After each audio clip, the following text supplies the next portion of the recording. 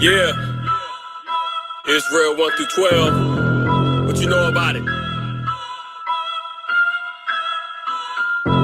King talk. Follow me. They taught us lies and changed the image of his greatness. Gave us religion and it was off to the races. You got your idols and you wanna play your favorites. Same color, don't matter, your mind frame's basic. I kick truth and cover all bases. I'm talking facts and you wanna call me racist. I'm in the game with a handful of aces. Explore Job 9:24 and peep the fakeness. The gay vandals change their faces, a damn shame. False image in your picture frame. It's not a game, the ignorance got my spirit inflamed. I'm talking renaissance. You prance around like a debutante. Prideful and ignorant, the spirit of people love to flaunt. It's carte blanche when we set up shop on your block. To teach the word, the cream rises to the top. Got my feet firm in the pavement. Taking out these zombies, witches, and these pale-faced cavemen. And don't provoke to get hung like my hat and my coat. You heard Christ was white, but that was just a hope. Studs and fringes in my fatigue coat. And we hope to eliminate all wickedness, but suckers keep bumping their gums, sounding ridiculous. You wanna know who it is? It's a moth, IQAhmath first name, the rest of y'all the straight lane. Here we go, I gotta let you know, I keep it 100, you keep it COINTELPRO. Whoa, so don't even trip, I got a sword in my hand, I ain't scared to let it rip. I'm here to let you know, I keep it 100, you keep it COINTELPRO. Whoa, so don't even trip, I got a sword in my hand, I ain't scared to let it rip. It's time to get rid of you, trapped in the black mirror. Subject to political theater, you won't hear the sound of the trumpet. Load the clip and dump it. There's no touching the Most High's beloved. These niggas want me to stop teaching, change the subject. My mood fluctuates up and down like your budget. Here's a little nugget, cash it in if you like. In the world of darkness, the only light you got is Christ. I'm trapped in hell, but I meditate calmly. Don't follow crowds, I'm avoid you zombies. Giving my fringes, to hell with Abercrombie. My conscience clear, fear won't allow me to break the mold. Follow the globe, to teach laws and commandments, I ain't breaking the code. Slaves bought and sold, identity never told. It's hard to stay hot in a world so cold. This shit is sad, grown men dressed in drag. Hit him with the law, them niggas be hauling ass.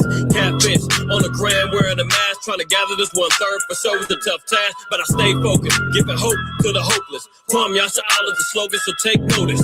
Plague a locust to those with bogus motives. Bury him 6 feet deep to smell the roses. Here we go, I gotta let you know, I keep it 100, you keep it COINTELPRO. Whoa, so don't even trip, I got a sword in my hand, I ain't scared to let it rip. I'm here to let you know, I keep it 100, you keep it COINTELPRO. Whoa, so don't even trip, I got a sword in my hand, I ain't scared to let it rip. And that is a fact, man. All praise, honor, and glory to the Most High, Yahweh. This is your brother IQAhmath, IQAhmath first name. IQ is all the same. Back with another one. Welcome back, brothers and sisters, to another episode of Don't Shoot the Messenger. DSTM is the acronym. If you've been around, you've been picking up what I've been putting down. But if you have not, don't get too close because you might get shot. Shabbat shalom to the family. Prayerfully, everybody's doing well. Everybody's been checking in. Shalom to y'all and y'all families. While people are out there being distracted, a lot of things been going on. And Lord knows, there's a lot that was going on, in particular in our nation for the last 7 days. One brother in his household has been in the mouths of many an Israelite. It's camp, many Israelite, right? I'm not going to waste time on that subject matter today. But I'm going to talk about some things tomorrow. And not in particular that brother's household and his situation. Because it ain't necessarily solely about that. It's about the well-being of the nation, right? But we'll get to that tomorrow, most high willing. Tonight, we got to figure out what was going on while our people was being distracted, sipping tea and in the rumor mills, and looking for the gossip and looking for the slander, looking for the backbiting. We're always looking for a nice little thing to entertain us, but when it comes down to edification, when it comes down to things that we need to really be clearly aware of, we kind of miss the boat. And it's always good to be aware of and knowing what's going on within our community, what's going on. Look, the scriptures even provide that or tell us that. Let me get the scripture in, I believe it's in Proverbs 27. Scriptures tell us, man, we got to know everything, right? Proverbs 27, 23. Be thou diligent to know the state of thy flocks and look well to thy herds. So we should understand and know what's going on within your body, your congregation, within your peer group, within your nation in general, right?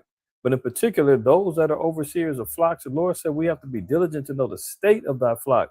Technically, all the men that are leaders within our nation, we're all supposed to be diligent to know the state of the flock of the nation, right? And look well to thy herd. We're supposed to have the well-being of the nation in our minds at all times, man. Right? And Sirach 5:15 gives us plenty of understanding as well. Be not ignorant of anything in a great matter or small. So it's not so much, and it's not that big of a, well, it is kind of an issue. Let me be clear. Regarding the drama that's going on, got to be aware of it. Absolutely. Absolutely, right. But we have to be balanced. We got to be balanced in this thing because, we were just talking about it earlier. Me and my sons were just talking about all the distraction that's going on. And we just talking about the things that's going on in the world. Those Epstein files ain't got completely lost in the shuffle. Ain't nobody talking about Epstein no more. Nobody's coming down on Agent Orange and wonder what was going on with him. The terror that ICE was running rampant for the last 6 months, 8 months, 9 months, wreaking havoc in the streets and sending every black and Hispanics running for their lives, getting detained, getting beat, getting shot, locked up in alligator Alcatraz, and all those things. We didn't forgot about all them other things,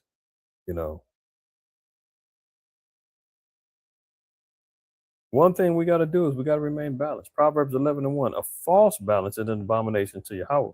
So while there is things that are of a concern to our nation, no question, that and need to be addressed accordingly, there's other things that we got to stay balanced on, man. We got to keep our head on a swivel. You cannot be constantly looking this way and constantly feeding on the things that's most pleasurable to you, which is the drama, I was going to say it, the BS, right? We always say it, man. When it comes down to what brothers and sisters intake in particular, and there's no problem with it, but again, be balanced. The things that our people are most entertained by, and notice I use that word entertained by, is street teaching. And if it ain't that, when it comes down to actual structured sit down lessons of learning, how to live, learn, and apply these scriptures, man, Israel don't want to hear that. We want the drama. We want the tea. We want to see 1,000,001 body parts flying all over the place through spiritual cuttings that goes on out on the streets, because we're entertained by that. There's one thing if you're a brother and you're diligent and you're saying, hey, you know what? Let me write down these precepts, man. I like how the brother dealt with that particular Christian right there. I like how he dealt with that topic on Kemet. I like how the brother dealt with that topic on Islam. I like how he healed that sister, man. She was going through it in her life. Brother brought her to tears, man. Brought her back to the Most High through weeping. You write those things. Yeah, that's cool. But if your sole focus is, man, well, did you see the latest? You're imbalanced. You're imbalanced. And the Most High said that's an abomination. So let's stay balanced in this thing again. So tonight we dealing with what's important, what's going on, what did our people miss while we were distracted. And then tomorrow, we'll look at and we'll address some of the things that's going on as it pertains to our nation, right? Lord willing. But a lot of things been going on, man. These AI data centers, man, I know I talked about it a couple of weeks ago, but it's getting even more insidious, man, more evil. And the more that I look at it, the more that I'm looking into it and I'm seeing what's really going on, it's wild, man. Esau is really going for it all. When the scriptures say, man, we know. Let's get the basic scripture, not a basic scripture. My elder, IQAhmath, may rest. May he rest well. Always said, never say the basics, or we're going over the basics of the scripture. You can never say anything that the word of the Most High is basic. That means you are subjecting the Most High to being low level or base in his knowledge. There's nothing basic about these scriptures. Yeah, the scripture may say some things are written plain upon tables and easy to understand, sure, but it's never basic. You would think, when we were walking around there in the world in ignorance, that reading Job 30 and 30 says, "My skin is black upon me," you would think that was a basic scripture that we all should know. But no, in our ignorance in the world, we had no idea. But when we read it, my mind was blown. What? Brother said he's black? Oh, Christ, dark skin man, white woolly hair. Oh, fiery eyes. What? Daniel 10. Oh, yeah, skin like bronze. Oh, yeah. What? Ancient of Days in Daniel 7. Hair like wool, sitting on a fiery throne. Moses put his hand in his bosom and came back and turned lepers to snow, put it back in, it came as his other flesh. Those things we would now consider basic, but was it basic when you got it? Or was it like advanced level of whoa? Deuteronomy 28, the curses, and all, those are all fundamental understandings that we learn that help us grow and solidify our spirits in the truth. Now, once you're in the truth, some years or whatever, you consider those things basic, but was it basic when you got it and received it and saw the visual aids and started seeing the histories and, it wasn't basic. So nothing is ever basic. So always remember that. The Most High is vastly in depth with his scriptures. And he said he's not given us to know all of his marvelous works. He's given us just enough that we need to know. He said, I didn't give you you're not going to declare all my marvelous works. Right? So Job 9:24, the earth is given into the hand of the wicked. So there's no question who is controlling the earth right now.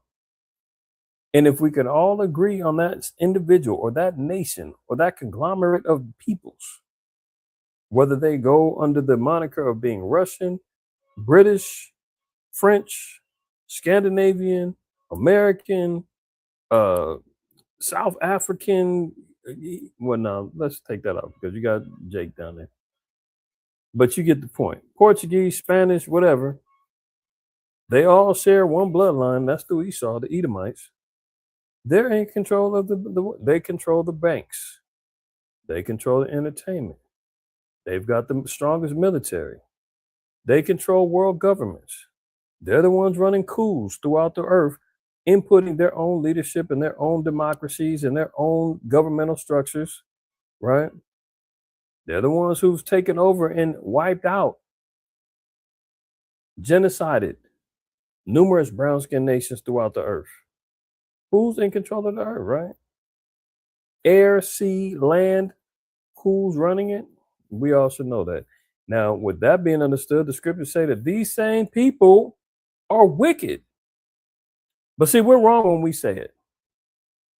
You can't say that. That's not right. You need to be canceled. For what? Because the Bible said that there's a description of these people. Their mannerisms, how they rule is wicked. And you know what's so interesting is now that they're eating each other alive like cannibals and they're starting to see it within their own right. You see what's happening with MAGA and the Maha movements and all of that. They're all breaking down. All of them is running ship. They're all button heads. They're going online from Candace Owens and all them, biting at each other's heels. And what's the other cat? Nick Fuentes and Harvey Levin and all these cats, man. Let alone all the government people that's, running and jumping ship. Because they're seeing it. Man, this ain't right. He ain't right. They're like, he's a liar. He's been lying to me. They've been lying to me. I've been lying to them. Like now they see it. And we've been sitting back laughing with popcorn saying, told you. Mm-hmm. Told you. Now let's continue. The earth is given to the hand of the wicked. He covered the faces of the judges thereof. How did he cover the faces of the judges? He's done it through the Renaissance era, where he covered up many of the holy pictures and inscribings of our people. He's covered up the faces of the judges by acknowledging and saying that he's the people of the Lord. Who or how else can be the ones that judge the earth, right? Unless you have law. Let's just look at it from a plain perspective. Going to court, a judge needs to understand and knows the law, right? The children of Israel were given the laws. We're the ones who are the judges, right? Look, even if we go to Romans 7, people love to say, "You can't judge me." Really? All right. So Romans 7:1 says, "Know ye not, brethren, for I speak to them that know the law, how that the law have dominion over a man as long as he liveth." Right? Now, if we drop down and I want to read, where's that one at?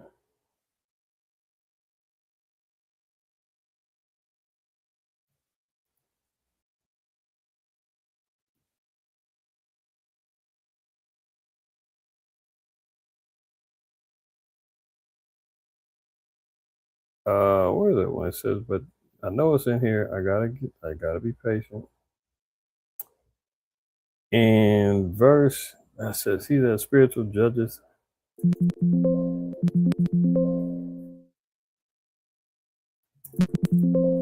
Maybe that's not it. Let me find that one. My bad.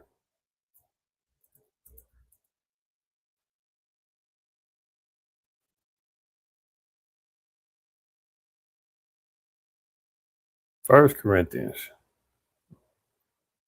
2:15. I thought Romans 7. That ain't it. So getting back to Job, right? 1 Corinthians 2:15 says, "But he that is spiritual judgeth all things." And we just got the reading in Romans 7 that the law is spiritual, right? So by us being spiritually guided by the law, statutes, and commandments, we're being led by a moral code, a civil code, a dietary code, a ceremonial code, right? These are all things that the Lord says that we have to judge ourselves by. This is the standard that's being set. This is how we balance good, evil, right, wrong, sin, righteousness. It's through the law. But you can't judge me. Only God can judge. How is he going to judge you? How is he going to judge you? He's going to judge you by the law that he laid down, right? Ain't no different than when you go to court.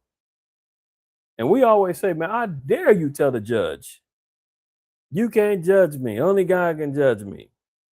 Some people be so quick to, man, bump their gums and turn down the word of the Lord. But as soon as they get in front of some damn white judge, some pot-belly white judge, they're going to sit back and say, yes, sir. No, sir. Your Honor, I plead innocent. Please. Crying in court and the whole nine. You won't tell him he can't judge you. But as soon as the man of the Lord go out there and say, hey, brother, don't shave your beard off anymore. Man, who y'all niggas, man? You can't tell me what to do, man. God ain't gonna, only God can judge me, nigga. See, that's the problem. And we trying to tell you, this is how he's gonna judge you, brother. You see two sodomites, man. They over if they're on the sidelines kissing, you tell them, hey, man, that's an abomination according to the word of the Lord, man. You need to straighten up. No effeminate man is gonna make it to the kingdom of heaven. You better get your act together. God's gonna judge you. He's gonna put you to death. You can't judge me. Leave us alone. I'm not judging you. I'm telling you how you're going to be judged. If I judged you, the Most High said, put you to death. We don't have the power to do so. Our job is to teach repentance and tell you the error of your ways and get right. But he that is spiritual judgeth all things, yet he himself is judged of no man. So why did I go to all of this? Getting back to Job, we're the righteous judges of the earth, right? But he covers us up, giving us names: African American, Black, Colored, Latino, Hispanic, Native American, Indigenous, Spick, nigga, Injun Joe, all this stuff. Let alone covering the faces of the judges now with the greatest forms of identity theft by proclaiming themselves to being the people, giving themselves the title of Israeli, calling themselves after the land, but not after the lineage of Israel, our forefather Jacob.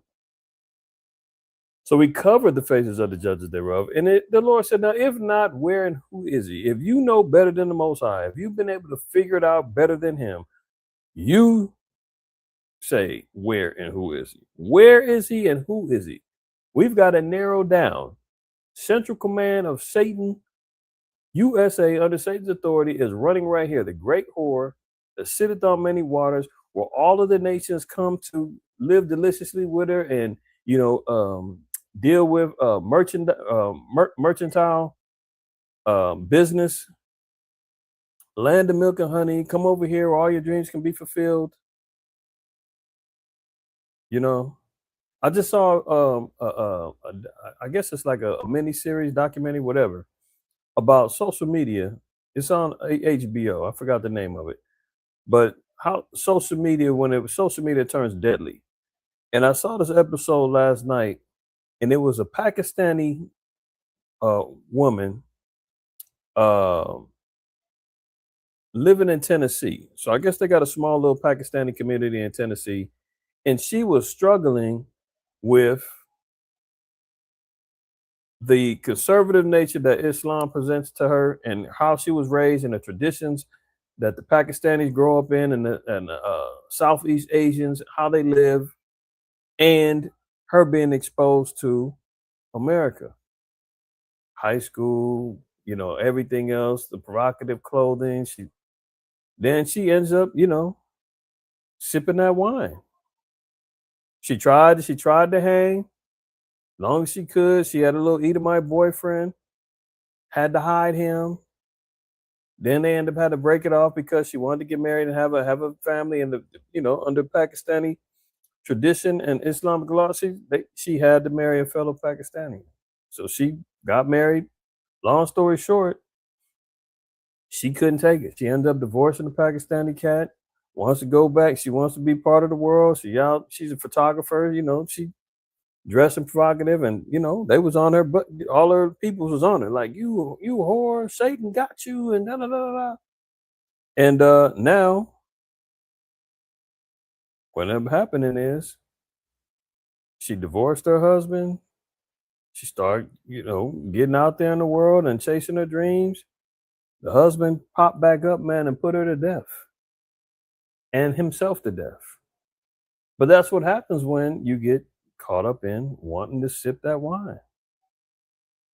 We've got to narrow down that this is the place where all the nations want to take part, to the point to where they will give up everything.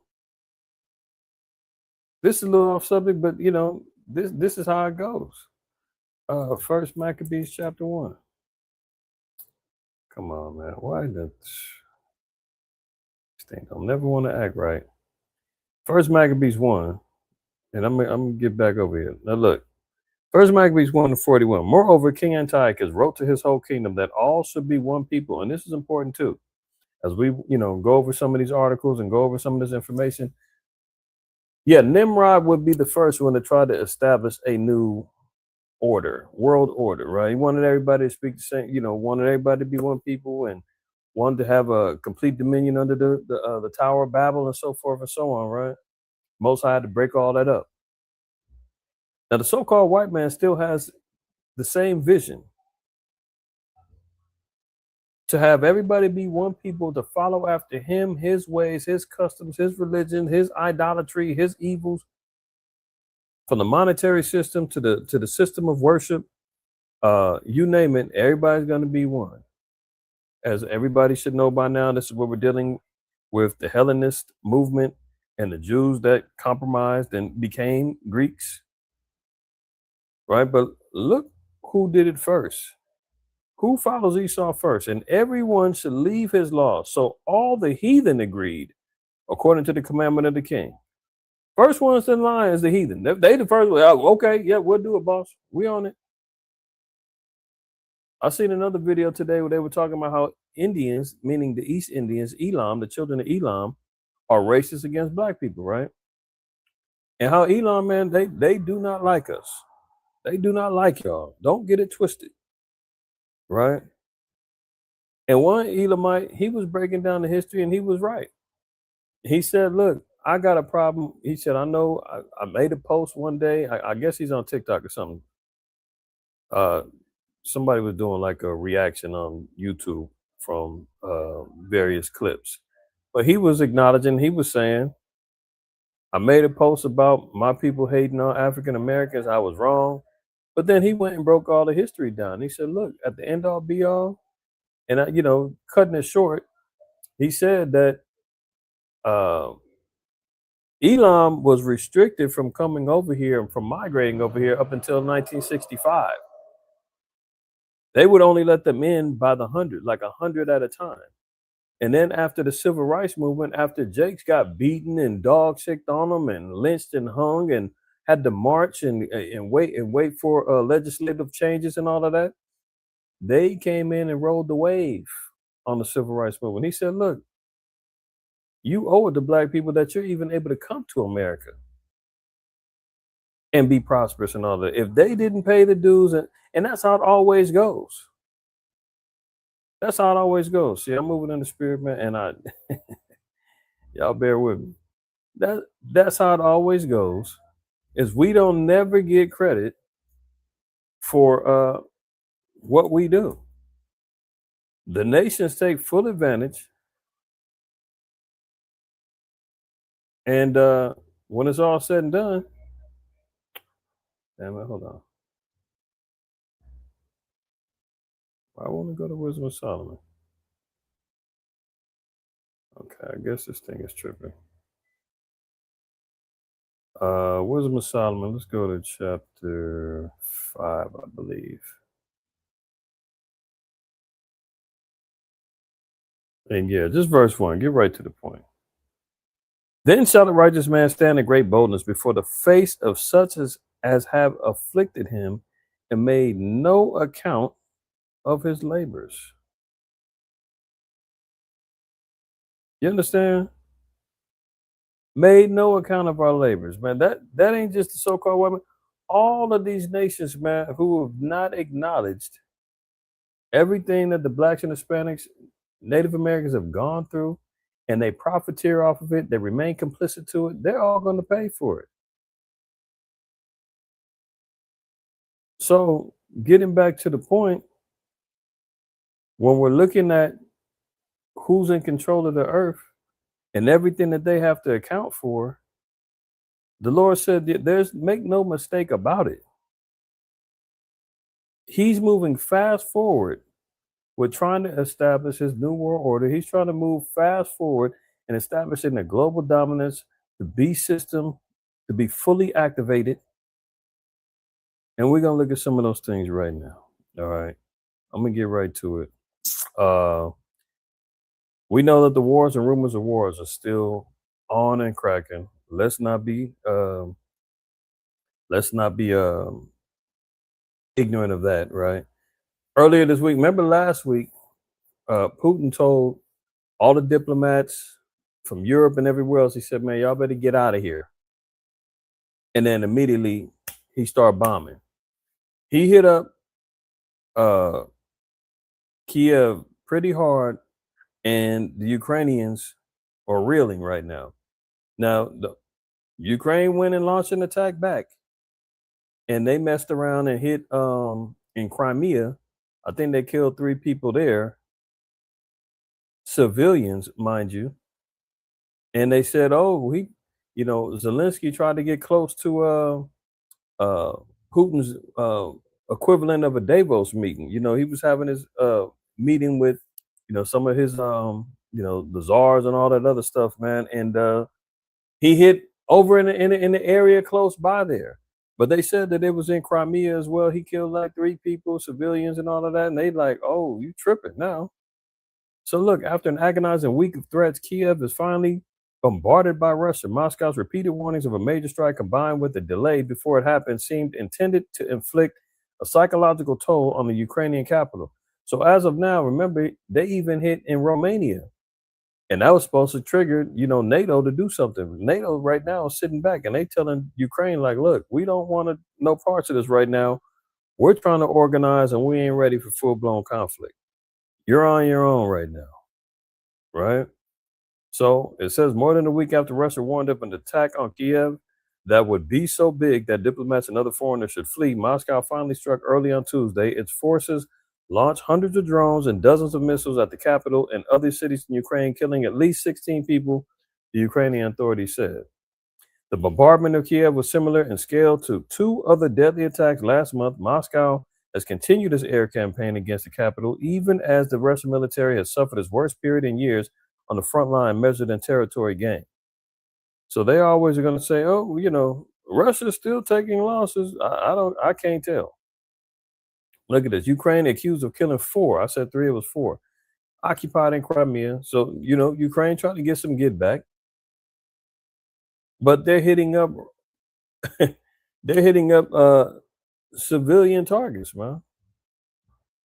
Russian-backed authorities in the occupied region of Crimea in Ukraine say at least 4 people have been killed in the latest wave of Ukrainian strikes on the peninsula.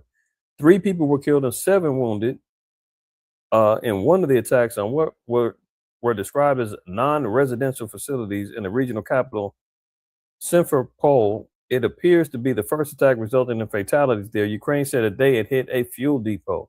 It wasn't no fuel depot. They said that it was civilians that got put to death there, right? And now it says in a separate incident, 1 person was killed and 3 injured in an attack on a commuter train traveling to the city of Kerch, the Russian-installed Crimea leader said. So see that? They're hitting commuter trains, civilian, areas in Kiev, and they're talking about, oh no, we hit the fuel pump. No, sorry. See, those is all illegal. They're supposed to have tactical strikes hitting military targets and those things only, military infrastructure. They're not doing that. So now look, after them Russian strikes, Zelensky's like, hold on, can we talk about this? Sorry, let's talk. He didn't ran this play before. Zelensky asked Putin for meeting to end war as they can't wait for the United States. See, remember, Trump told him you're on your own. We don't have the money to send you. We're over here begging right now for 1.7 billion to amp up our military. Hegseth just asked for 200 million 4 months ago. We can't help you right now. We're low on ammo our damn selves. And now, obviously, NATO is like, look, we're over here scrambling, trying to piece up and posse up our damn selves. Remember, Great Britain, they organized with 9 other countries so that they can get their 10 fleet, their 10 country naval fleet together. Germany's arming up, France is arming up. All of them, they ain't ready. Ukraine is kind of out there right now. They've got some of their, they've got British forces on deck over there, French forces on deck helping them, American forces on, but that ain't enough. So now Zelensky's saying he wants to have a peace talk, but at the same time, he says that he needs NATO and the EU to come with him. He can't even sit down with Putin on his own. So part of his article said, yeah, he's willing to have the sit down. He wants to talk peace, but he wants NATO and the EU to be there so that they can be the mouthpieces for him. Just showing you that he's a puppet. They're using him as a proxy to try to weaken Russia so that when they do try to make the move to try to smash Putin and get the resources that Russia has, they can get rid of him. Mind you, Russia is it might be the number one, I know for sure, in Europe, but they like I know top 3 for sure of natural resources. They might be number 1.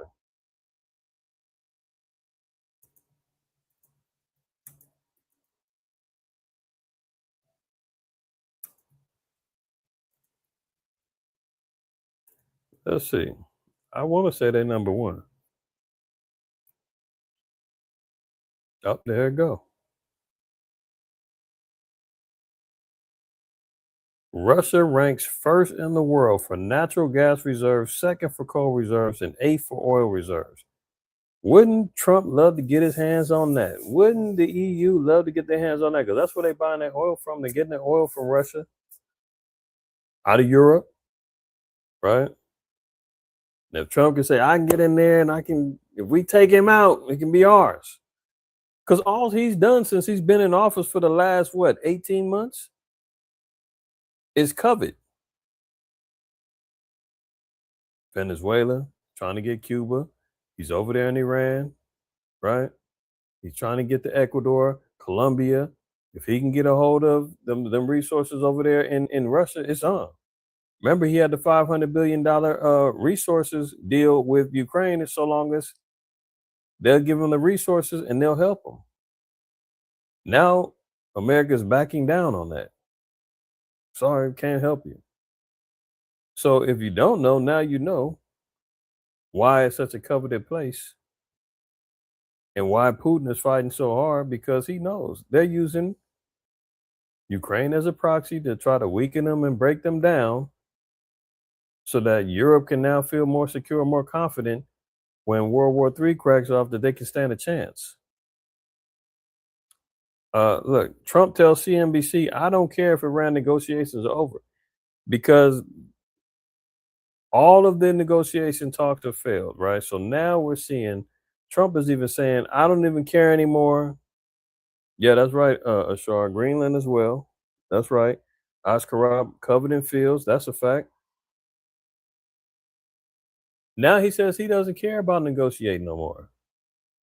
So is it fair to say that anything that we hear from him moving forward, even though he said the war is almost over, we're close to a deal. I think he's on probably 30 some odd times now he said that. I bet you they got a stat on that. How many times has Trump said the Iran war is over? Look, they already the PBS said they got a timeline of it. Get out of here. Okay, so we got February 28th. He says the operation. Let's see.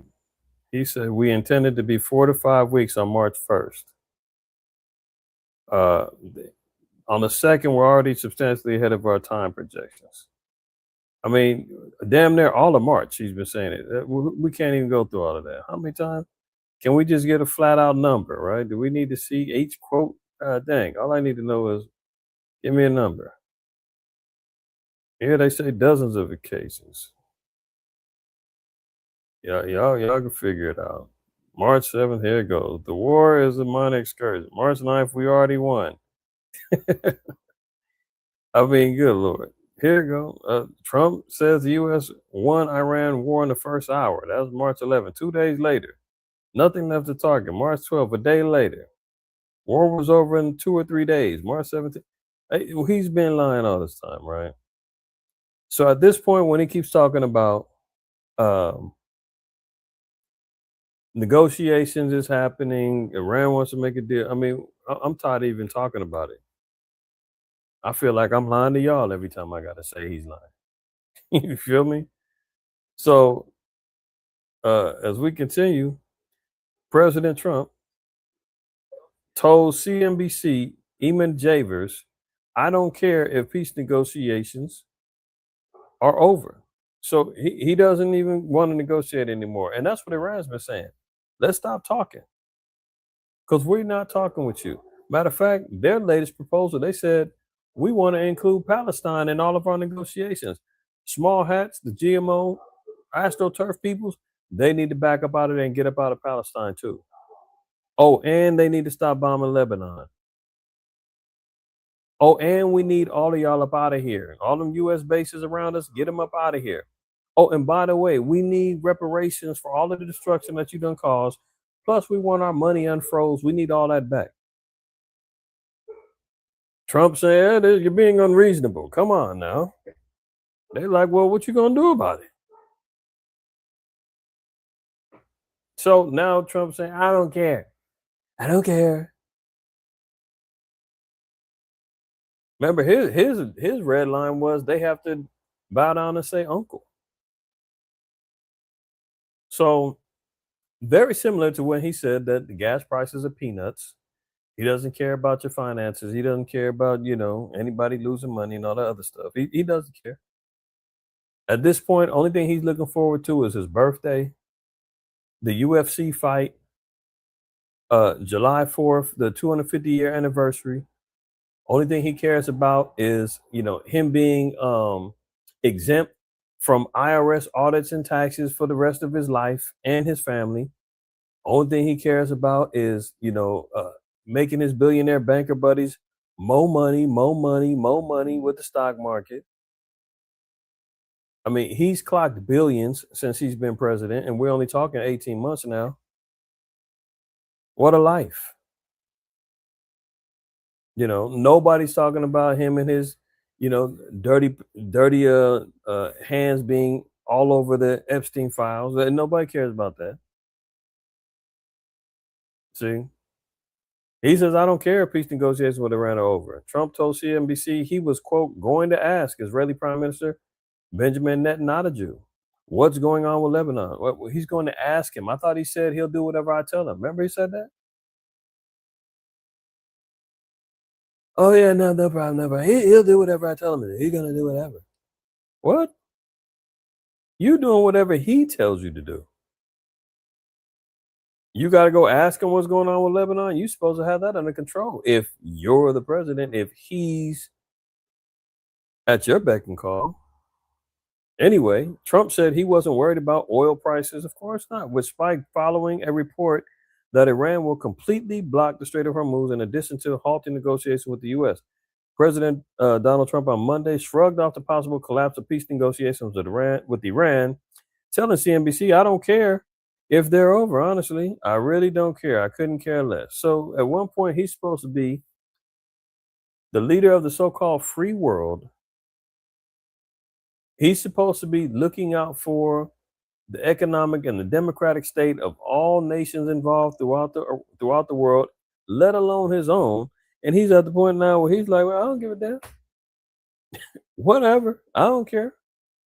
So that should already let everybody and anybody know if they're waiting on politics, you're waiting on Trump to make a U-turn. He's going to get this thing back on track. And no, this thing got multiple holes in this ship, man. This is going down. And he's at the point saying, I don't care. Let it go. He's already said, I ain't worried about the primaries. He don't give a damn. He's in there making billions. He's about to have the biggest party of his life. He's getting his the ballroom funded and all that. I mean, he don't give a damn. He's 81 or 80, whatever he is. He's like, man, I ain't got too much time left anyway. I accomplished everything that I wanted to accomplish. I've doubled back being president. I was able to, run game on everybody again and get paid and get my family in a generational wealth situation. I don't care. Iran nuclear risk seen higher than before Trump attacks began. So, now there's information coming out that's even saying that Iran does have access to nuclear weapons. They now the only thing that they're concerned about is getting them the ability to launch them and load them. Jeremiah 49 and 49.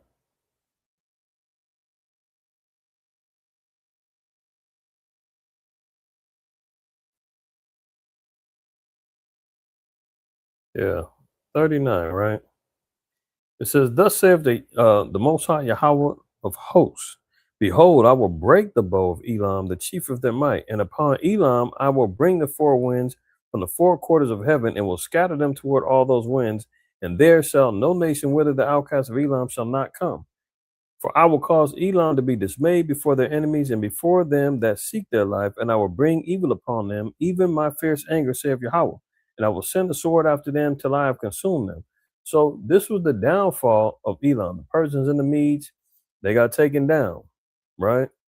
Greeks came in, wiped them out. But when we read in Ezekiel, the 38th chapter, when it says that they're going to be in allegiance with Gog and Magog under the moniker of Persia. They're going to make a comeback.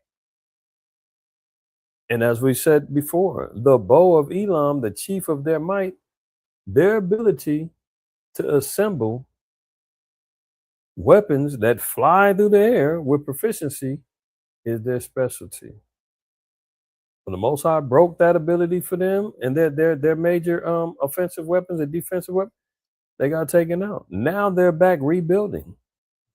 This is why you see Benjamin Netanyahu and Trump saying they can't have a nuclear weapon. They can't have it. They can't have it. They can't have it. We can't let them have it because they know the ancient Elamites, which are the descendants of Iran, they're going to say, ooh, now we got our specialty. Now we're back in the game.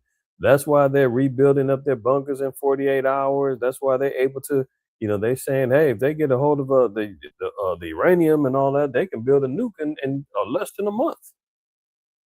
No other nations is working that fast. So this is why they're so concerned. But oops, gig is up. They're saying that they already have nuclear capabilities. Look at this. The risk that Iran is covertly pursuing nuclear weapons is higher today than before the United States and Israel launched their first military attacks on the Islamic Republic a year ago, according to Western officials who cited new data circulated by United Nations Atomic Watchdog. Article content: the International Atomic Energy Agency has warned member countries about new nuclear proliferation dangers posed by Iran's large inventory of near bomb-grade uranium. According to a restricted document seen by Bloomberg, before the June 2025 air assault that began a 12-day war, that material was subject to a weekly IAEA inspection to ensure it wasn't diverted for weapons. That's no longer the case.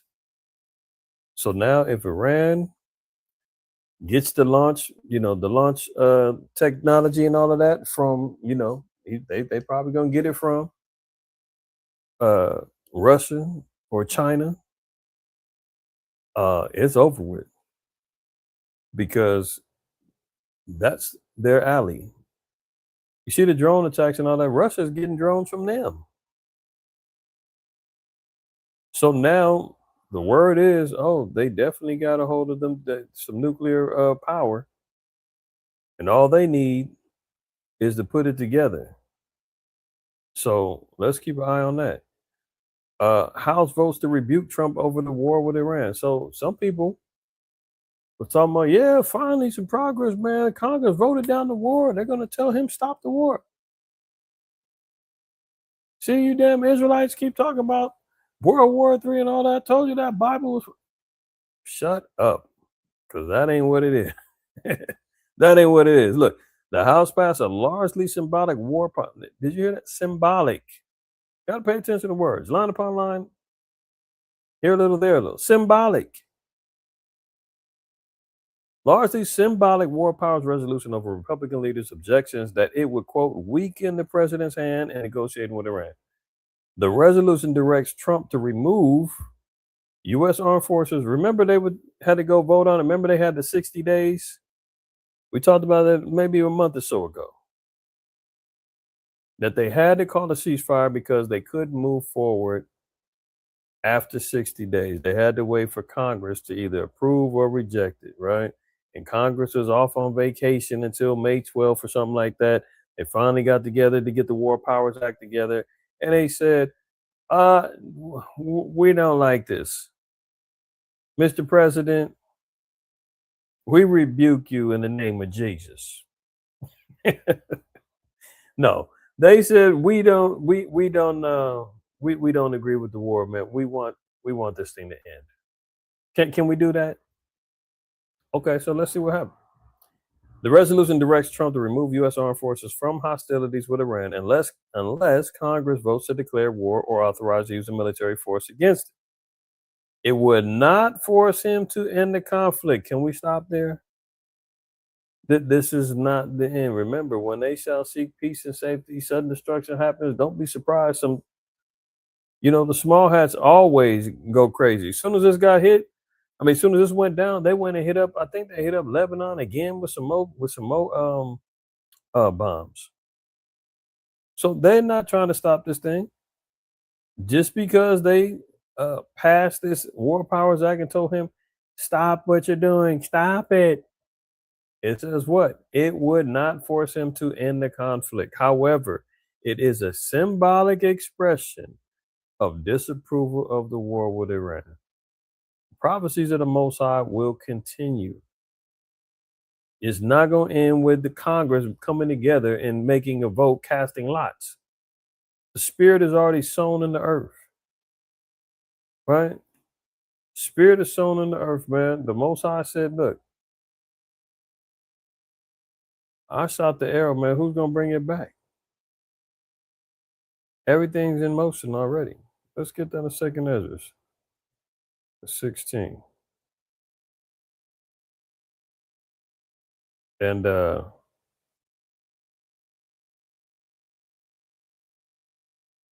let's start here. Verse 3. Second Ezra 16:3 reads, a sword is sent upon you, and who may turn it back? A fire is sent among you, and who may quench it? Plagues are sent unto you, and what is he that may drive them away? May any man drive away an hungry lion in the wood? Or may anyone quench the fire in stubble when it hath begun to burn? May one turn again the arrow that is shot of a strong archer? The mighty Lord sendeth the plagues, and who is he that can drive them away? Is it Congress? Is it the president? Is it Netanyahu? I mean, who's going to stop this? It's in motion. It's in the spirit. It's already actively going on. Yahweh Shah said wars, rumors of wars are going to be kicking in. There's no stopping this. This is why they said, people will say, oh, Congress overturned the war. No, they didn't. They just said this is just a symbolic expression that they don't agree with what's going on. Big effing deal. Whoop-de-doo. He's not stopping. He just got to saying, I don't care. I don't care about Iran and negotiations. I don't care about your gas prices. I don't care about your finances. How's his bank account looking? Oh, gas prices up as peanuts. Short-term pain, long-term gain. Remember that? So let's continue. Republicans have rejected 3 other attempts to pass a war powers resolution this year. The most recent vote ended in a 212 to 212 tie. And Democrats celebrated, saying that more Americans are turning against the war and that it was only a matter of time before they would be successful. But it's successful and still nothing has changed. Let's move on. That's politics for you. Look at this. TSA agents also reportedly found 5 cell phones, one of which had a 15-minute timer ready to start, and another with an ominous text message reading, we will be awaiting your call. So TSA at LAX airport out here found some cell phones. Now we know the small hats is good with explosive cell phones. Look at this. Man arrested for allegedly bringing explosive device to a California airport. We're starting to hear about all these little sleeper cell incidences. Remember that the water supply plant over in what was it, Alabama, that they found an IED device that they almost thought was going to blow up and damage the water supply. They just caught another Edomite up in Bakersfield. Took 10 hostages up at I think it was Chase Bank. Claimed he had a bomb on him. He didn't have no bomb though. There was another a car on where were they at?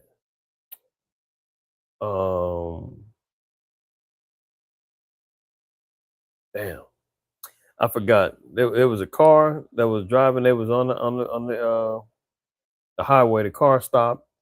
Something blew up in the car. They had to shut down the freeway for like 2 hours. I forgot what state that was in. It's on the tip of my tongue, but I just can't remember. But we're starting to hear about all these particular incidences with things blowing up, bombs found here, bombs found there. A false flag is waiting to happen. False flag is waiting to happen so that they can push forward the agenda, whether it's something that, affects the economy, something that affects, they're trying to get Ebola going. They try to get with the ticks. They're trying to get it with, now they got a new one now. I'm gonna cover it later. So the worms down there in Texas infecting the cows. I mean, he's going for broke. So-called white man is going for broke, man. He's like, look, it's time to push the panic button, man. We're going all in. You know, you out there, you're looking at the Vegas table and you see your hand. Somebody makes a bet. You say call. Another person say call. Okay, I'll match your bet. I'll match your bet. Come back around. What do you want to bet again? You want to raise the bet? Yep, I'm going all in. All the chips is on the table right now. Illinois. It might have been Illinois. I don't remember, bro. I don't remember. Is Illinois, Detroit, one of them? I can't remember. But yeah, something blew up in the car. They said they don't know if it was from a vape pen. They don't know if it, but they were treating it as a okay, car. There you go. So yeah, it was in Illinois on the expressway. Yeah. Did they ever find out what it was? Because I know they said somebody was in the car, man, got put to death and it blew up. I mean, we just keep hearing about all these particular anomalies, man. Everybody got to keep their eyes on a swivel, man. Pay attention to your surroundings, because Esau's trying to get something cracking. We just got to wait and see what it is. But he needs some sort of trigger. He needs some sort of black swan event to have an excuse to push the issue to go forward with some more madness. Problem, reaction, solution, right? Look at this. Netanyahu says it was his plan to merge the U.S. and Israeli militaries together as one. Imagine that. Imagine that. See, yeah, he's on record now saying, "Oh, we don't need financial support anymore," because you know America sends them billions every year reparations because of how much it cost. But look at this letter that he sends to Congressman Stutzman to announce that his plan. He said, "No, but the FBI ATF shut it down for over 8 hours." Yeah, that was all bad. But yeah, they still don't know what happened or what was the cause of that. But now what we see here, Netanyahu, man, is saying the quiet part out loud, showing his hand. Right, America's going all in with the chips. Netanyahu showing his hand. He was telling them, look, we don't need the financial anymore. We're going to become one. I was glad to receive your proposed congressional resolution endorsing my plan. So he's acknowledging that he is instilling plans within Congress to do his bidding. And they talking about Russian collusion and foreign interference and all kind of. This is completely illegal according to constitutional law and what America's up to, but they don't give a damn. All manner of wickedness is being shown. He says, I was glad to receive your proposed congressional resolution endorsing my plan to shift the framework for U.S. Israel defense cooperation from aid to partnership. So we don't need the aid anymore. We want to partner up. As I said in our meeting in Jerusalem on May 27, 2026, Israel deeply appreciates the financial component of the military aid the United States has generously provided us over the years. The time has now arrived for us to move from aid recipient to partner. I am heartened by your enthusiastic support for our plan to develop a new memorandum of understanding with the United States government that will draw down U.S. financial military assistance over the next decade and replace it with what you refer to as a, quote, new framework of joint defense cooperation, co-development, co-production, and mutual investment in areas including advanced missile defense, artificial intelligence, unmanned systems, cybersecurity, and next generation military platform. Look at that. He's openly saying, look, America, you work for me. We're going to come together. We're going to take over the Middle East. And I don't want to hear nothing else about it. Let's see. 11. And I want to read, let's read this one first. Proverbs 11:18 says, "The wicked worketh a deceitful work, but to him that soweth righteousness shall be a sure reward." They working completely wicked and deceitful works, man. That's not supposed to be going down. There's not supposed to be some partnership that's supposed to be going down between America and Israel joining together as a military force, right? He said, "Yeah, thanks for the money and all that, but we're gonna come together." So everything that we've been hearing about, from the Greater Israel Project, the Ben Gurion Canal getting dug, to them, endorsing. I, I I got another video. I got another report. I'm gonna just do that one separately. They've got Israeli IDF soldiers, man, swearing before uh, uh what do you call it? Under oath, saying that they were commanded to stand down on October 7th. Stand down, don't do anything. See, that should let you know where all this is going and why this gave them the green light to why this gave them authority to ignite this war, why the small hats don't want to end it, because they're coveting the fields, the land, they want it all. And now they just told America, we're going to partner up and you're going to help us do it. So if anybody's confused or wondering where and how, when we read about the Valley of Jehoshaphat, you're reading about Revelation 16 and the kings of the East arming up and marching towards war, and the Middle East being ground zero for warfare, and America's got multiple military bases already over there. This is how all of that comes together, right? But look what the Most High says, Proverbs 11:21. Though hand join in hand, the wicked shall not be unpunished. So they can have as many partnerships as they want to. They can try to connive and be wicked and have these evil covenants together. The Most High said, you're not going to be unpunished. You're going to get put to death. You're going into captivity. That's that. I don't give a damn what these jakes is talking about. Thus saith the Lord. Oh, hold on. Maybe we just gotta let the Most High say it. Psalms 149.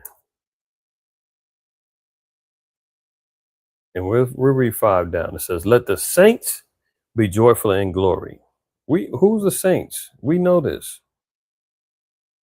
Previous chapter 148 and verse 14 tells us the saints of Israel. Psalm 50:5 tells the saints of Israel. Who's going to be joyful in this time? Everybody, or is it going to be the saints? Let's find out. Let the saints be joyful in glory. Let them sing aloud on their beds. Let the high praises of the Most High be in their mouth, and a two-edged sword in their hand, to do what? Execute vengeance upon the heathen and punishment upon the people. To do what? To bind their kings with chains. Oh, not a Jew, you going into bondage. Agent Orange, if you make it in this life, you going into captivity. And their nobles with fetters of iron. Keir Starmer, what's the French president name? Macron, all of it, they all going. Larry Fink, Larry Ellison, all these cats. Bind their kings and chains, and their nobles with fetters of iron, to execute upon them the judgment written. Like I said, thus saith the Lord.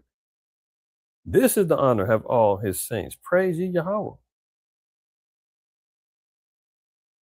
They get, we're going to come together. We're going to, then the Lord said, hand join in hand, wicked's not going to go unpunished. So he can forget about this. And look at it, 99% of Congress has remained silent. Yeah, because you don't want to be called an anti-Shemitite. You don't want to be canceled. You don't want to lose your job. See? All right, look at this. Gold overtakes U.S. bonds as world's favorite investment. So We've been talking about it for years on end about the precious metals and what they call God's money, because we read about gold, silver in the scriptures. So we talking about a currency that survived millennium, that's still around, and now it's being looked at as the number one investment. Gold overtakes U.S. bonds as worth. This lets you know that the bonds are the debt that America sells to businesses, corporations, and other countries, and basically gives them IOUs and says, we'll pay you back with interest if you buy up some of our debt. Most countries say that's a good bet. You're going to give me interest. If I pay off some of your debt, you're going to pay it back to me in interest. Okay, cool. You're always good for the money, because even when America gets jacked up and their finances is bad, what do? They go to the Federal Reserve and take out another loan and tell them print up the money, because we got to pay back our investors. It's a cold game. When you get somebody to buy your debt and then you say, I'll pay you back with interest, and then when you ain't got the interest, you can always go and get some more money to pay them off, and you just keep increasing your debt. They're already damn near at $40 trillion. It's already insurpassable. I mean, you can't pay it back. But let you have a credit score of 580, your black ass is not getting no dang car loan. You're not getting no lease to an apartment. Good luck in getting a credit card. Your brown butt, you ain't getting nothing. You're gonna have to get a cosigner to get a dang gas bill in your name. What? But American man credit is shot, and here they go. Get more money. Federal Reserve, print it up. We need more money. And what's that do? Increases inflation, devaluates the dollar, and that's what it is. So now they're saying, look, the other nations are saying, no, we ain't buying no more than bonds, man. We're looking out for ourselves, and they're out here hoarding gold. We told y'all years ago, you better start getting into looking at these metals, because that's what's shaking and moving. Now, I ain't gonna talk no more about finance and money on the Shabbat, but pay attention. Look, U.S. emergency oil reserve approaching all-time low despite Trump's promise. So America's tapping into its reserves now. When it's getting to this point, to where now you got to dip in your own pockets. You can't keep extorting all the other nations. Now America's in their emergency oil reserves now. So it's only going to get worse, y'all. It's only going to get worse. Energy prices, gas prices, so forth and so on. Plunging global oil supplies threaten to push fuel prices even higher. So we've been talking about that for a while now. Just expect things to get worse. Work on your spending, work on your savings, work on, sacrificing, to make sure that you're good. If you got bread and you got money like that, hey, and you ain't worried about it, cool. All praise to the Most High. But for those of us who's living check to check, who live in the Haggai 1-6 life, where you earn wages to put in the bag of holes, we got to think more strategic and more smarter. You got to think more wise. Like the scriptures say, man, wisdom and knowledge is going to be the stability of our times and strength of salvation. So be wise this time, because all the signs are here. We're being told ahead of time. Don't do nothing with it. Shame on you. Continuing, Trump names housing chief Bill Pulte acting intelligence director, replacing Tulsi Gabbard. This is the damn joke. This guy is a real estate mogul. Now he's getting ready to get put into an intelligence director position. They asked Marco Rubio, what did he know about him? Marco Rubio said, I've never heard of him. This is another Trump buddy, man. Dealing in real estate. What the hell does he know about intelligence? You talking about foreign intelligence, domestic intelligence? The only thing he knows about is damn escrows and closings and loans and all this other stuff, like property values. But he's putting him in these positions. This is how the Lord said, man, the blind lead the blind, man, they both gonna fall in the ditch. President Donald Trump tapped Bill Pulte, who leads the Federal Housing Finance Agency, to serve as acting director of national intelligence. Current DNI Tulsi Gabbard recently announced she was resigning on June 30th. Pulte, who has no intelligence experience, hello, will remain the Federal Housing Finance Agency, or the FHFA, director and chairman of the mortgage groups Fannie Mae and Freddie Mac. See what I'm saying? Let me see if I can find that thing where Rubio said.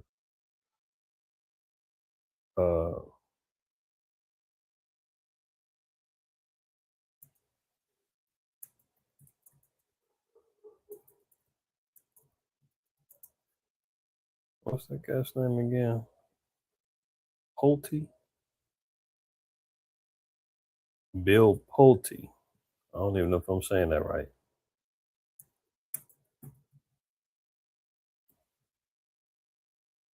Look at this. Rubio. Never heard of Trump picked Pulte in matters involving U.S. intelligence. Look at it. Never heard of him. This is a straight. This is how you know America's on this last leg, man. Trump, he already said, I don't give a damn. Hey, Bill, you want to be an intelligence director? Well, gee, Donald, I don't know. What's intel? Hey, don't worry about it. Don't worry. Everything's under control. Under control. Give me a position. And he gonna take it. He don't know nothing. And he's double dipping because he's still got to be the director and chairman of Fannie Mae and Freddie Mac with all these dang home loans and real estate issues. This is wild. Let's move on, man. Here's something really crucial. Look at this. Americans born after 1970 are dying faster than previous generations did at their age. Research tracking 45 years of American mortality finds heart disease, cancer, overdose deaths are all getting worse. I got to do a better deep dive on this because this is important. But one thing we got to double look. Look at this is especially in the spirit. When Esau says that he's going to, and it's not just subject to blacks and Americans. Blacks, Native Americans, and Hispanics, but we're always the target when it comes down to population control, when it comes down to biological warfare, experimentation, so forth and so on, right? Now, notice the year and the time frame. Now, let's look at this one more time. It says Americans born after 1970 are already dying at higher rates from heart disease, cancer, and external causes than people born before them were dying at the same ages. A pattern researchers call alarming given how many years these cohorts still have ahead. So, mind you, 1970, what are we talking about? From ages 56 on down. Is that right? Yeah. 56 on down. People are dying faster than they were than their parents and so forth and so on, right? So we always talk about how things have changed from back in the day. The food don't taste the same, the air ain't the same, the water ain't the same, or everything else. And we got to say, well, why was this particular generation targeted to decline birth rates? A separate nationwide deterioration in death rates began around 2010 and hit nearly every living adult at once, driven mainly by stalling progress against cardiovascular disease after decades of improvement. Do you know that? See, that's why I said I got to do a deeper dive on this because there's a lot that goes into this.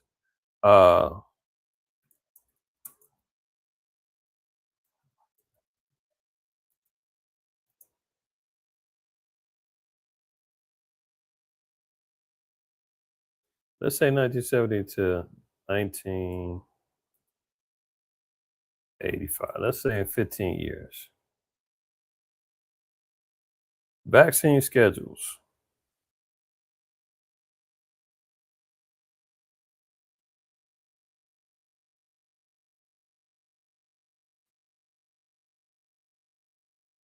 Uh,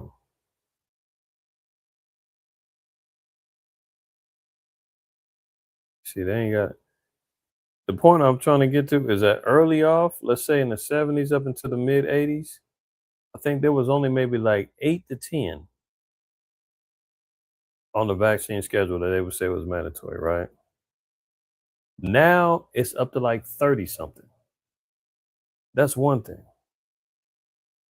Now, so not only have they been increasing things that's getting injected in us, the food has changed, the water's changed, the air has changed, right?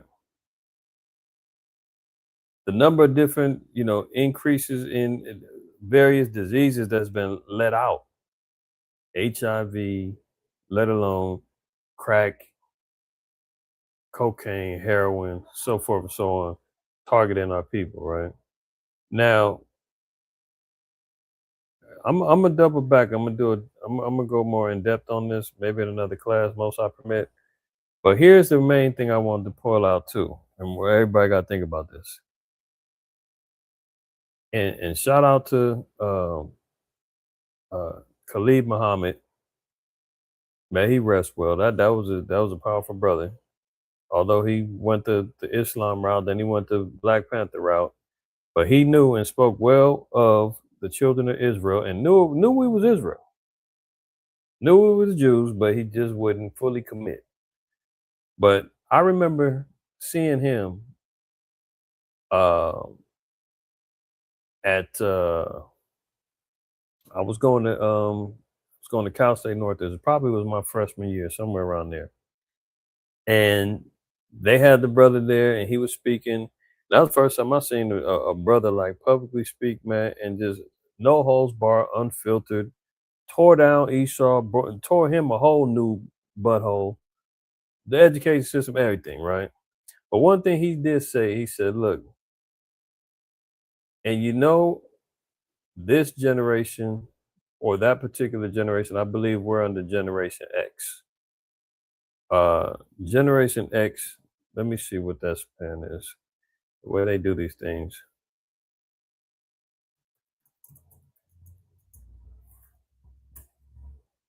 Gen X, right? Now look at this. Gen X is people born from 1965 to 1980. What happened at 65? Oh, civil rights. All of the uprisings, the awakenings of our people. Famously, the children of Israel started coming together, waking up to who they were in 1969, 1970, regarding the completion of the knowledge of all 12 tribes, going out street teaching, schools being established, especially on the East Coast in particular. You had the movement to Demona with Ben Ami, and I think he moved out there in like 68. This is why Generation X is that identifiable marker to where this is the spirit of rebellion. This is the spirit of the uprising. This is the spirit that even had the children that was going to play part in the next generation of the ones who's out on the streets riding for George Floyd, riding for,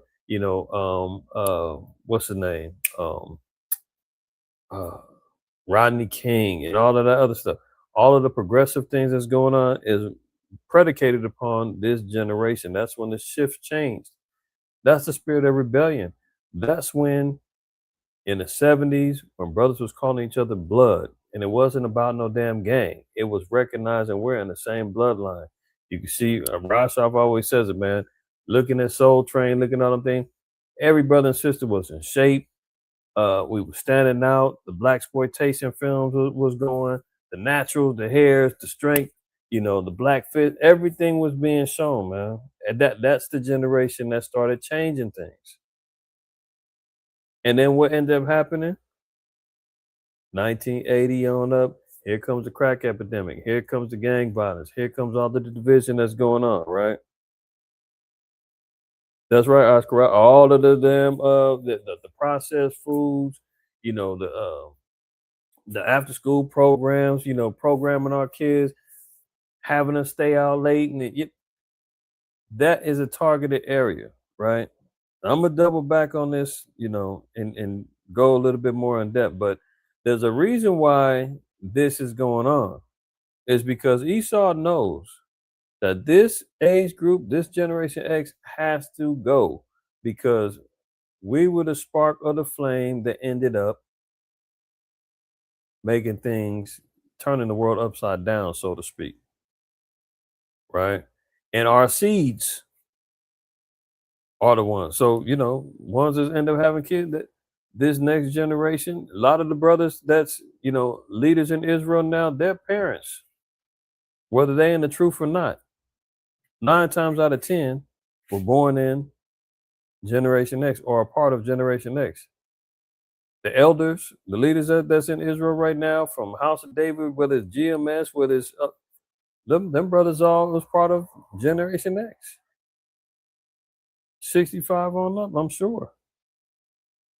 Right?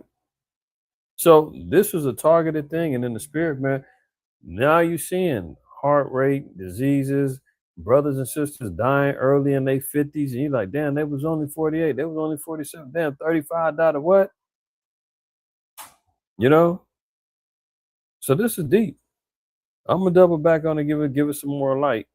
But keep that in mind, because they know what they was doing. Let's continue on. Right. So let me adjust this a little bit.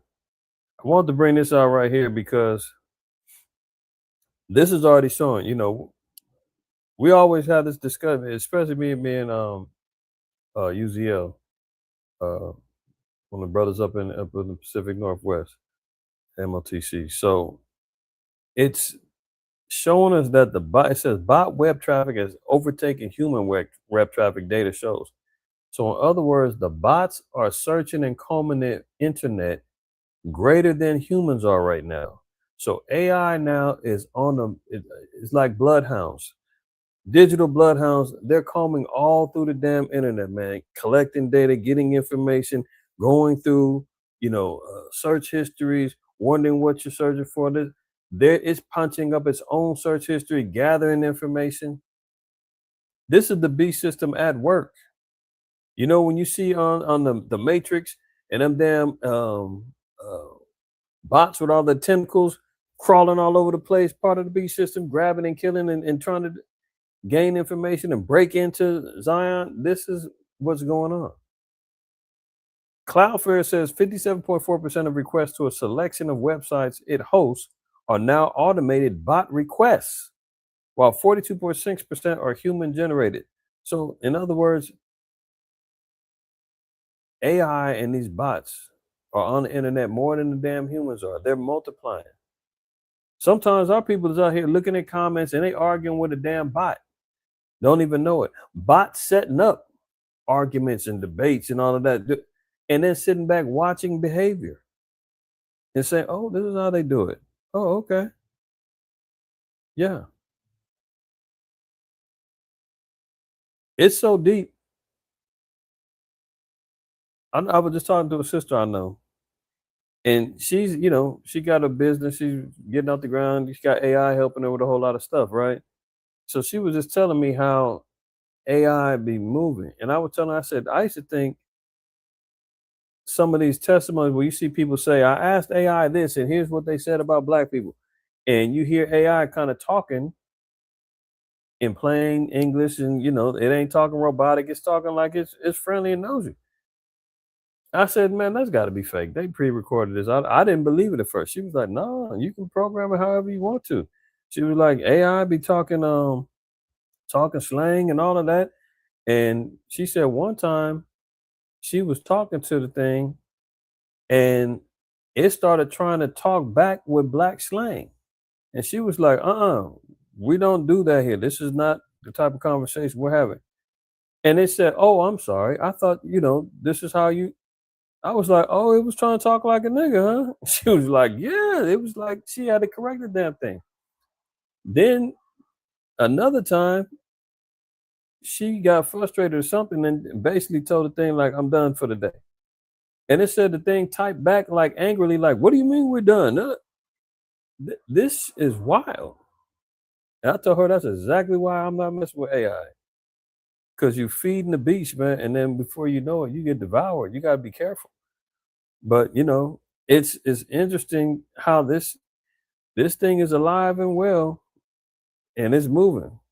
Now look, Cloudflare, which has a feature to display bot versus human generated search requests, says 57.4% of requests are now initiated by bots, compared to 42.6% coming from humans. Humans might browse 5 websites before making a purchase. However, while an AI service might browse 5,000 websites. Did you hear that? A human can browse through 5 websites before they make a purchase. AI is going through 5,000 websites. The exact day that AI agents and bots surpass human activity remains unclear. In response to a comment under his X post, Prince wrote that the data is, quote, a bit messy. So charts are too, but clearly on the other side now. So the AI takeover is moving, man. These damn things is all over the place, all over the damn internet playground, searching, requesting, researching, downloading data, increasing its intelligence, so that when the grid is complete, they know you better than you know yourself. Look at this. This is how out of control it is. Robot dancing. About to kick this damn.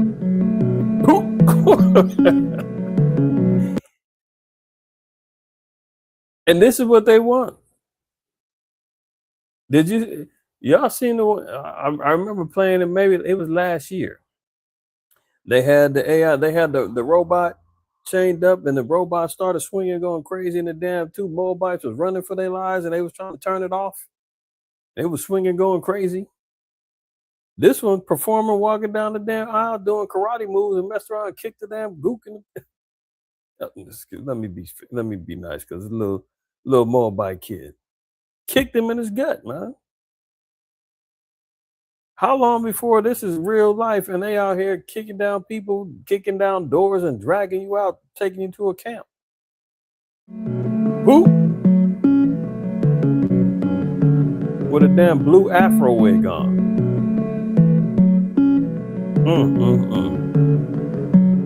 That's what they want. That's what they want. Right? See, and you see the kids out, they're all enthralled. Hold on. Get out of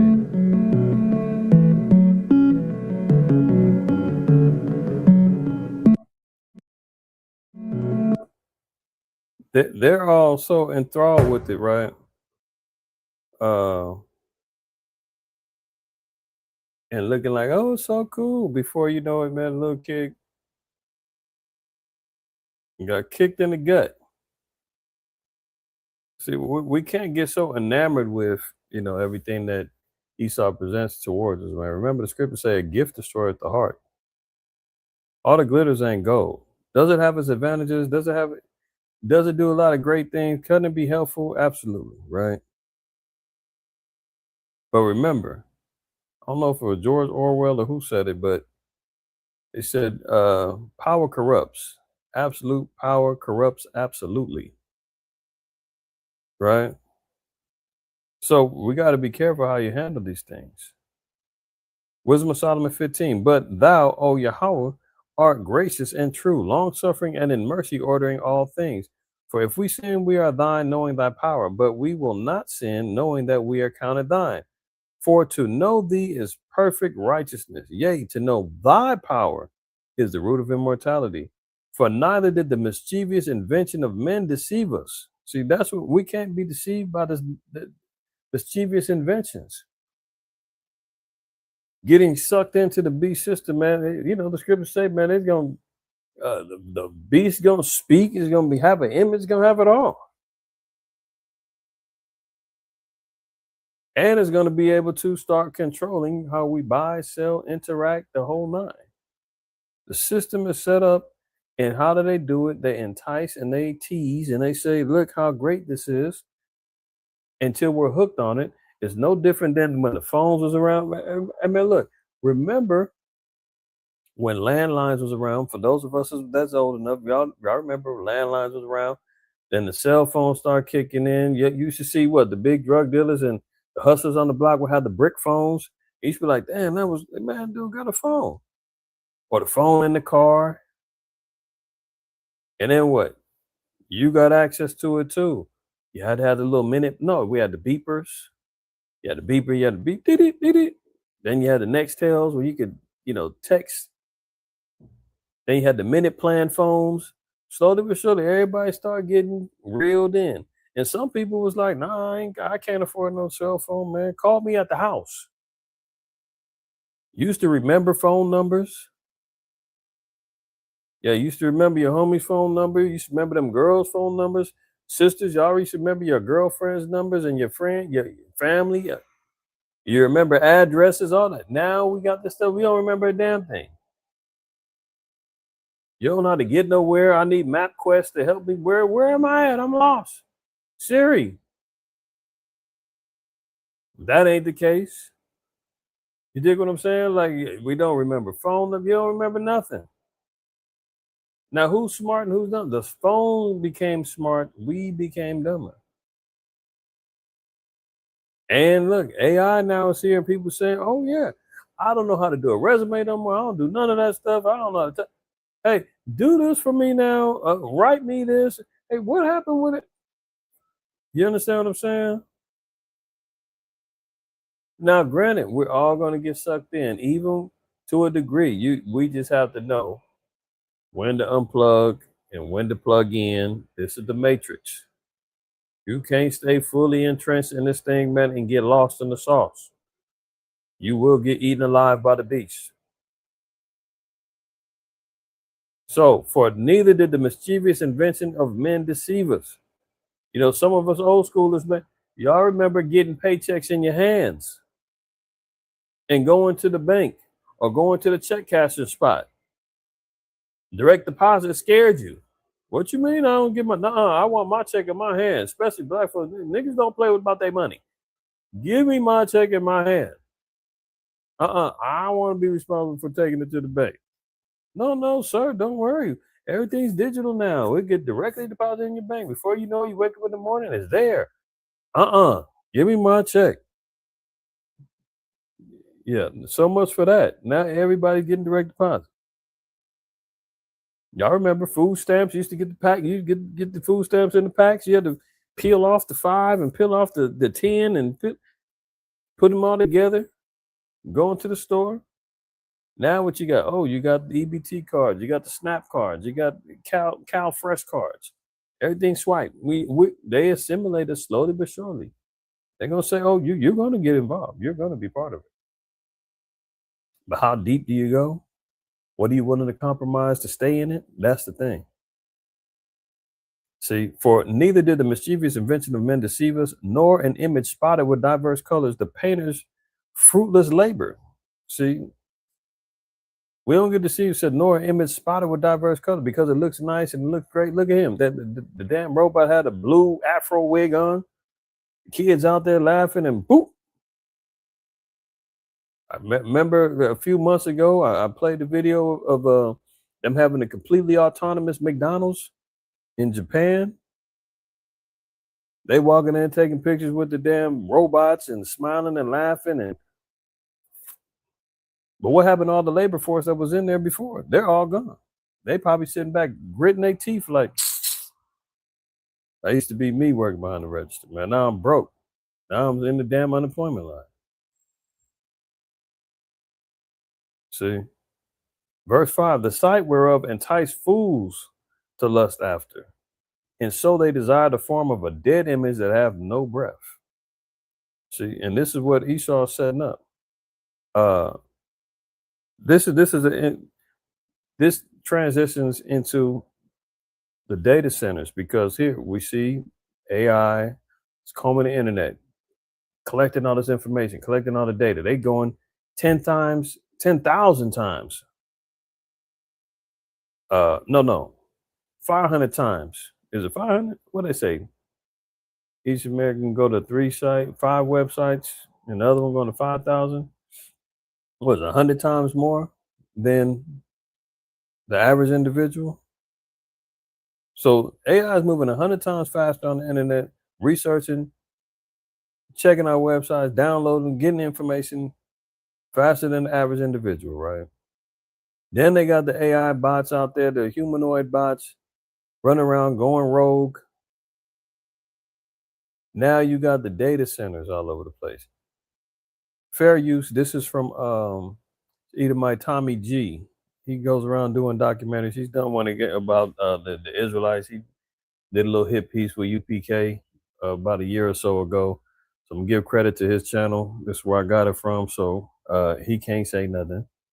This is Tommy G's YouTube channel is where I got this from. But he did a really good insightful piece on the data centers. And this one in particular is in Wisconsin, but they're building them all over the place.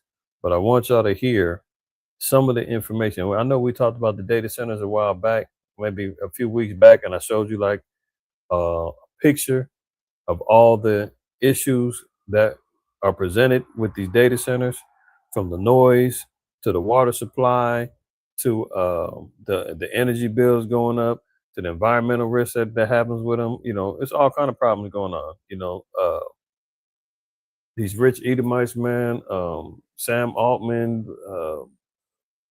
what's the name, Larry Fink, all them buying up these lands, buying people out of their homes, taking over their land, just having, you know, land and home just sitting there dormant so that they can crash them down and build on them later. You know, it's some wild stuff going on. But check this out, and then we'll talk about it in a minute. My name is Ben Green. I'm an assistant professor at the University of Michigan School of Information and the Ford School of Public Policy. So data centers use a lot of water, primarily for cooling. You know, developers will talk about things like closed loop systems. I think that does reduce the water use of the cooling. What I've seen is more than half of the water use of a data center is not directly in the cooling, but is in the generation of the electricity in a power plant that is then used to power the data center, provide the electricity for it. And as these spurt up around the country and more and more of them grow, what are the potential implications on our water supply of this? These data centers are just generally draining the water supply and could lead to issues where, you know, there's not enough water, and it's like, does the data center get water first? If there's a drought and people are being told to limit their water intake, not to water their lawns, and so on, our data centers.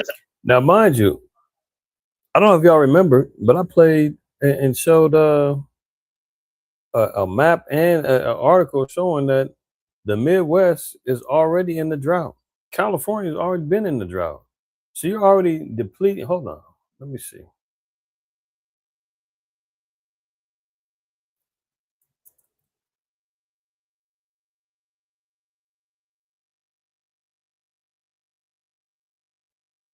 Hold on. Let's see. Let's see if we can find a drought map.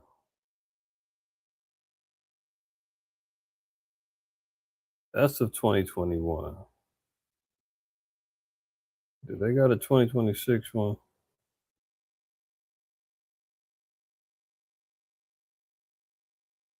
Yeah, look at this. Consistent adjustment. This is as of. Now look at this.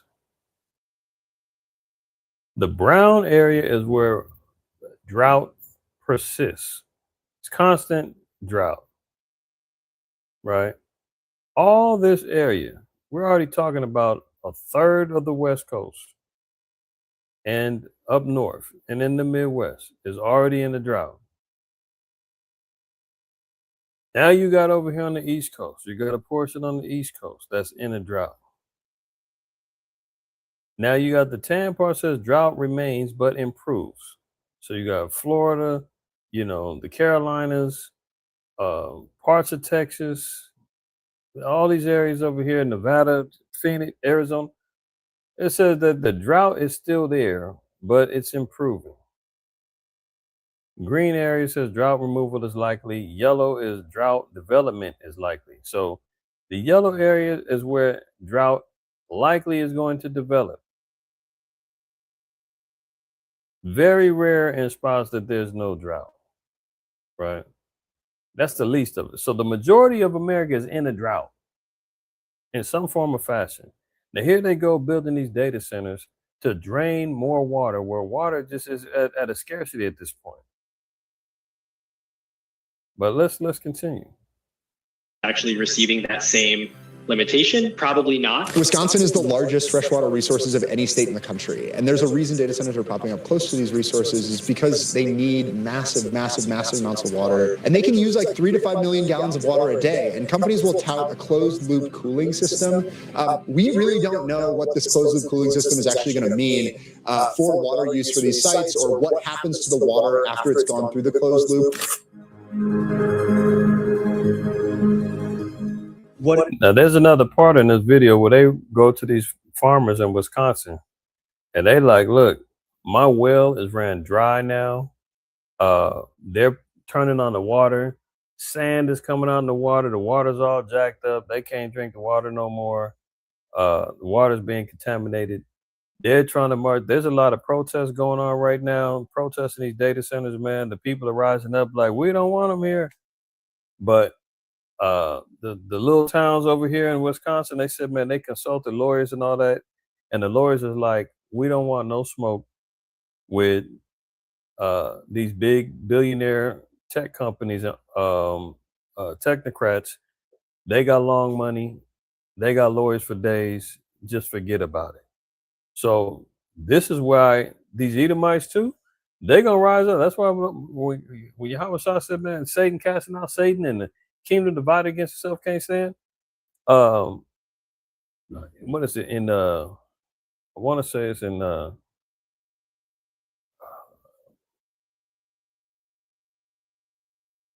can't remember what scripture it was, but it said that the Egyptians are gonna fight the Egyptians.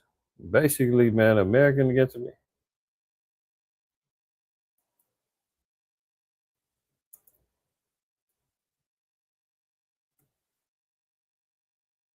Yeah, it was Isaiah 19. I was thinking about that.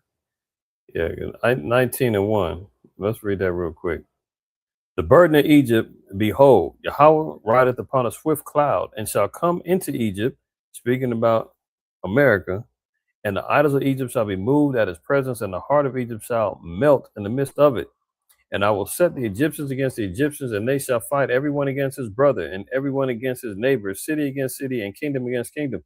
This is always the precursors, man, to the destruction that America's gonna go through, because look, all these Edomites, man, they mad at their own government, they mad at their own people. They're gonna go at it with them. Then you still gonna have the extreme white wing that's gonna go after the blacks and Hispanic. It's gonna be all hell breaking loose in this place. You want to talk about survival of the fittest, kill or be killed, law of the jungle type stuff? That's what it's gonna be. 2 Ezra 15 tells us a man's gonna desire to go into a city and not gonna be able. People gonna be breaking into each other's houses for lack of bread. Men is gonna be in fear. The plagues of Egypt gonna come back as before. All of this stuff, right? But this is what's getting the flame lit. This is what's getting the people upset. This protest going on all over the place. People saying, get these damn centers out of here. I can't sleep. My bill is up. You're taking all my water. And they game them too, because they go to these small cities. They go buy up the land.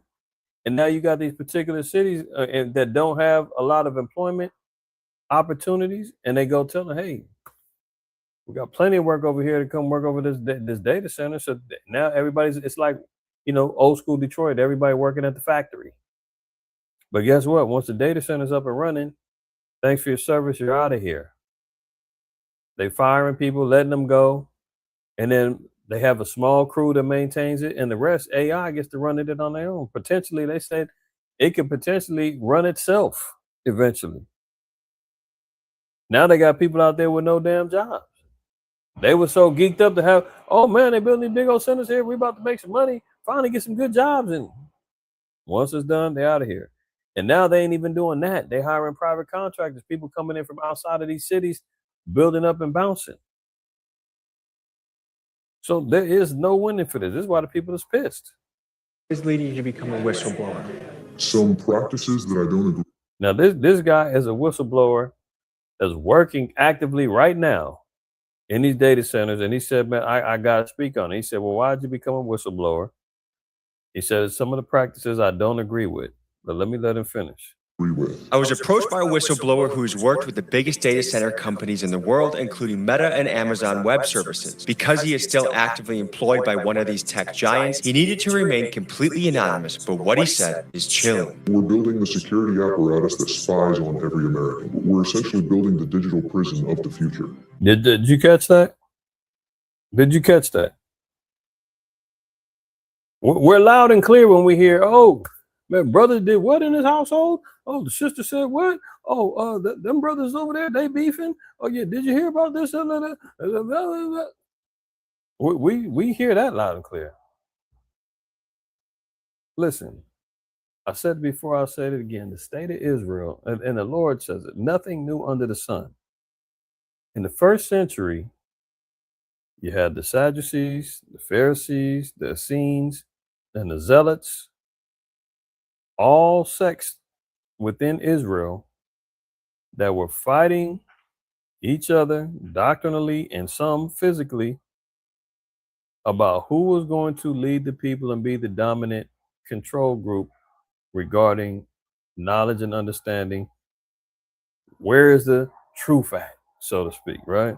Oh, how much different is it right now? You got multiple camps. Good majority share the same understandings.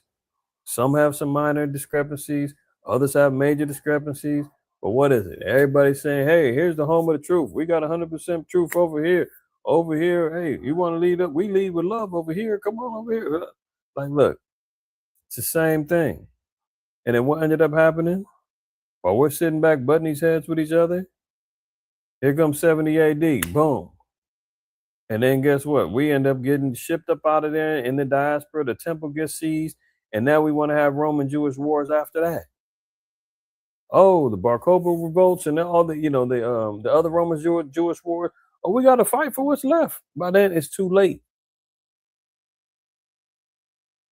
Now, he just got through saying they're building a surveillance center to surveil and spy on all Americans and data collect. That's what these things are being built up for. The beast system is being built under your noses. And we think, oh, just because they want more AI, more robots, so cool. No. This is all part of the beast system. Services. Because he is still actively employed by one of these tech giants, he needed to remain completely anonymous, but what he said is chilling. We're building the security apparatus that spies on every American. We're essentially building the digital prison of the future. A system that knows you better than you know you. Do you think we have something to worry about as far as water consumption from the data center? Yes, unfavorable billing practices. My company pays close to $250,000 per year in water usage. Every single day, we put almost 100,000 gallons of water into the atmosphere. And I wanted to talk about how we were using an Israeli cybersecurity company to monitor all employee communication. Did you hear that? An Israeli cybersecurity company. Assistant God dang, I professor. didn't mean to start that off. You say you want to talk about an Israeli cybersecurity company who's running the whole thing. From the data center? Yes, unfavorable billing practices. My company pays close to $250,000 per year in water usage. Every single day, we put almost 100,000 gallons of water into the atmosphere. And I wanted to talk about how we were using an Israeli cybersecurity company to monitor all employee communications and all of the status of our equipment. Now, one thing I don't think y'all caught is he said that the water is unfair billing practices. He says his company pays $250,000 a year. They play a flat rate no matter how much water they use or don't use. For the individuals who live near these data centers, their bill constantly goes up. Their bill is adjustable. But for them, we'll pay you this and we get however much we want. The average Joe Schmo, your bill is going up and you're being told you can only shower on Monday, Wednesday, Friday, and Sunday. No water in your lawn. That garden that you thought you was finna start, that's out because you can only garden it twice a week. And the water has to be rationed out because you got other neighbors. So 5 minutes a day, like that type of stuff. Forget the guard, forget all that, and that's out. They play a flat rate. Everything else is adjustable. Oh, and you don't like it? Well, guess what? We've got security surveillance, and we're watching everything that you say, do. Heard what you said to your neighbor because they reported it to us. Your smart home, everything, listen to it. We'll come down there and crack down and take every damn thing. Do you know what company that was? The company's name is Checkpoint. This is Checkpoint co-founder Shlomo Kramer. He's an Israeli cybersecurity entrepreneur who served in the IDF's... Oh, our friends from Israel. There they go with their hands in the cookie jar again. Didn't it? Now did you just say we're going to become partners?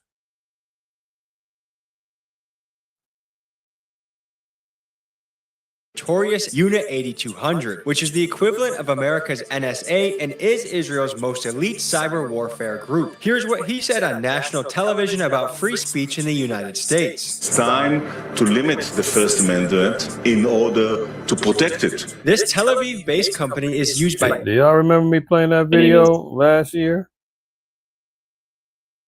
He said it's time. Let me double back. And judging from his accent, I don't think he's from America.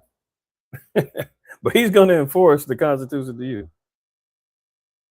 Very funny. Warfare group. Here's what he said on national television about free speech in the United States. It's time to limit the First Amendment in order to protect it. This Tel Aviv... So limit the First Amendment in order to protect it. Meanwhile, he's setting up and funding or running a cybersecurity data center that's collecting all your data and information to create a digital prison, like the guy said, and they're going to register and monitor what you're saying and how you're expressing your First Amendment. That's why the NSPM 7 is important. Remember 2 weeks ago we covered the article that they was talking about if you're anti-tech, now it could be considered domestic terrorism, or that you're anti-American. If you're speaking against technology, man, all of this stuff that I'm talking about now won't be allowed in the future. That's why we got to get it out now. All right. Let's look at this.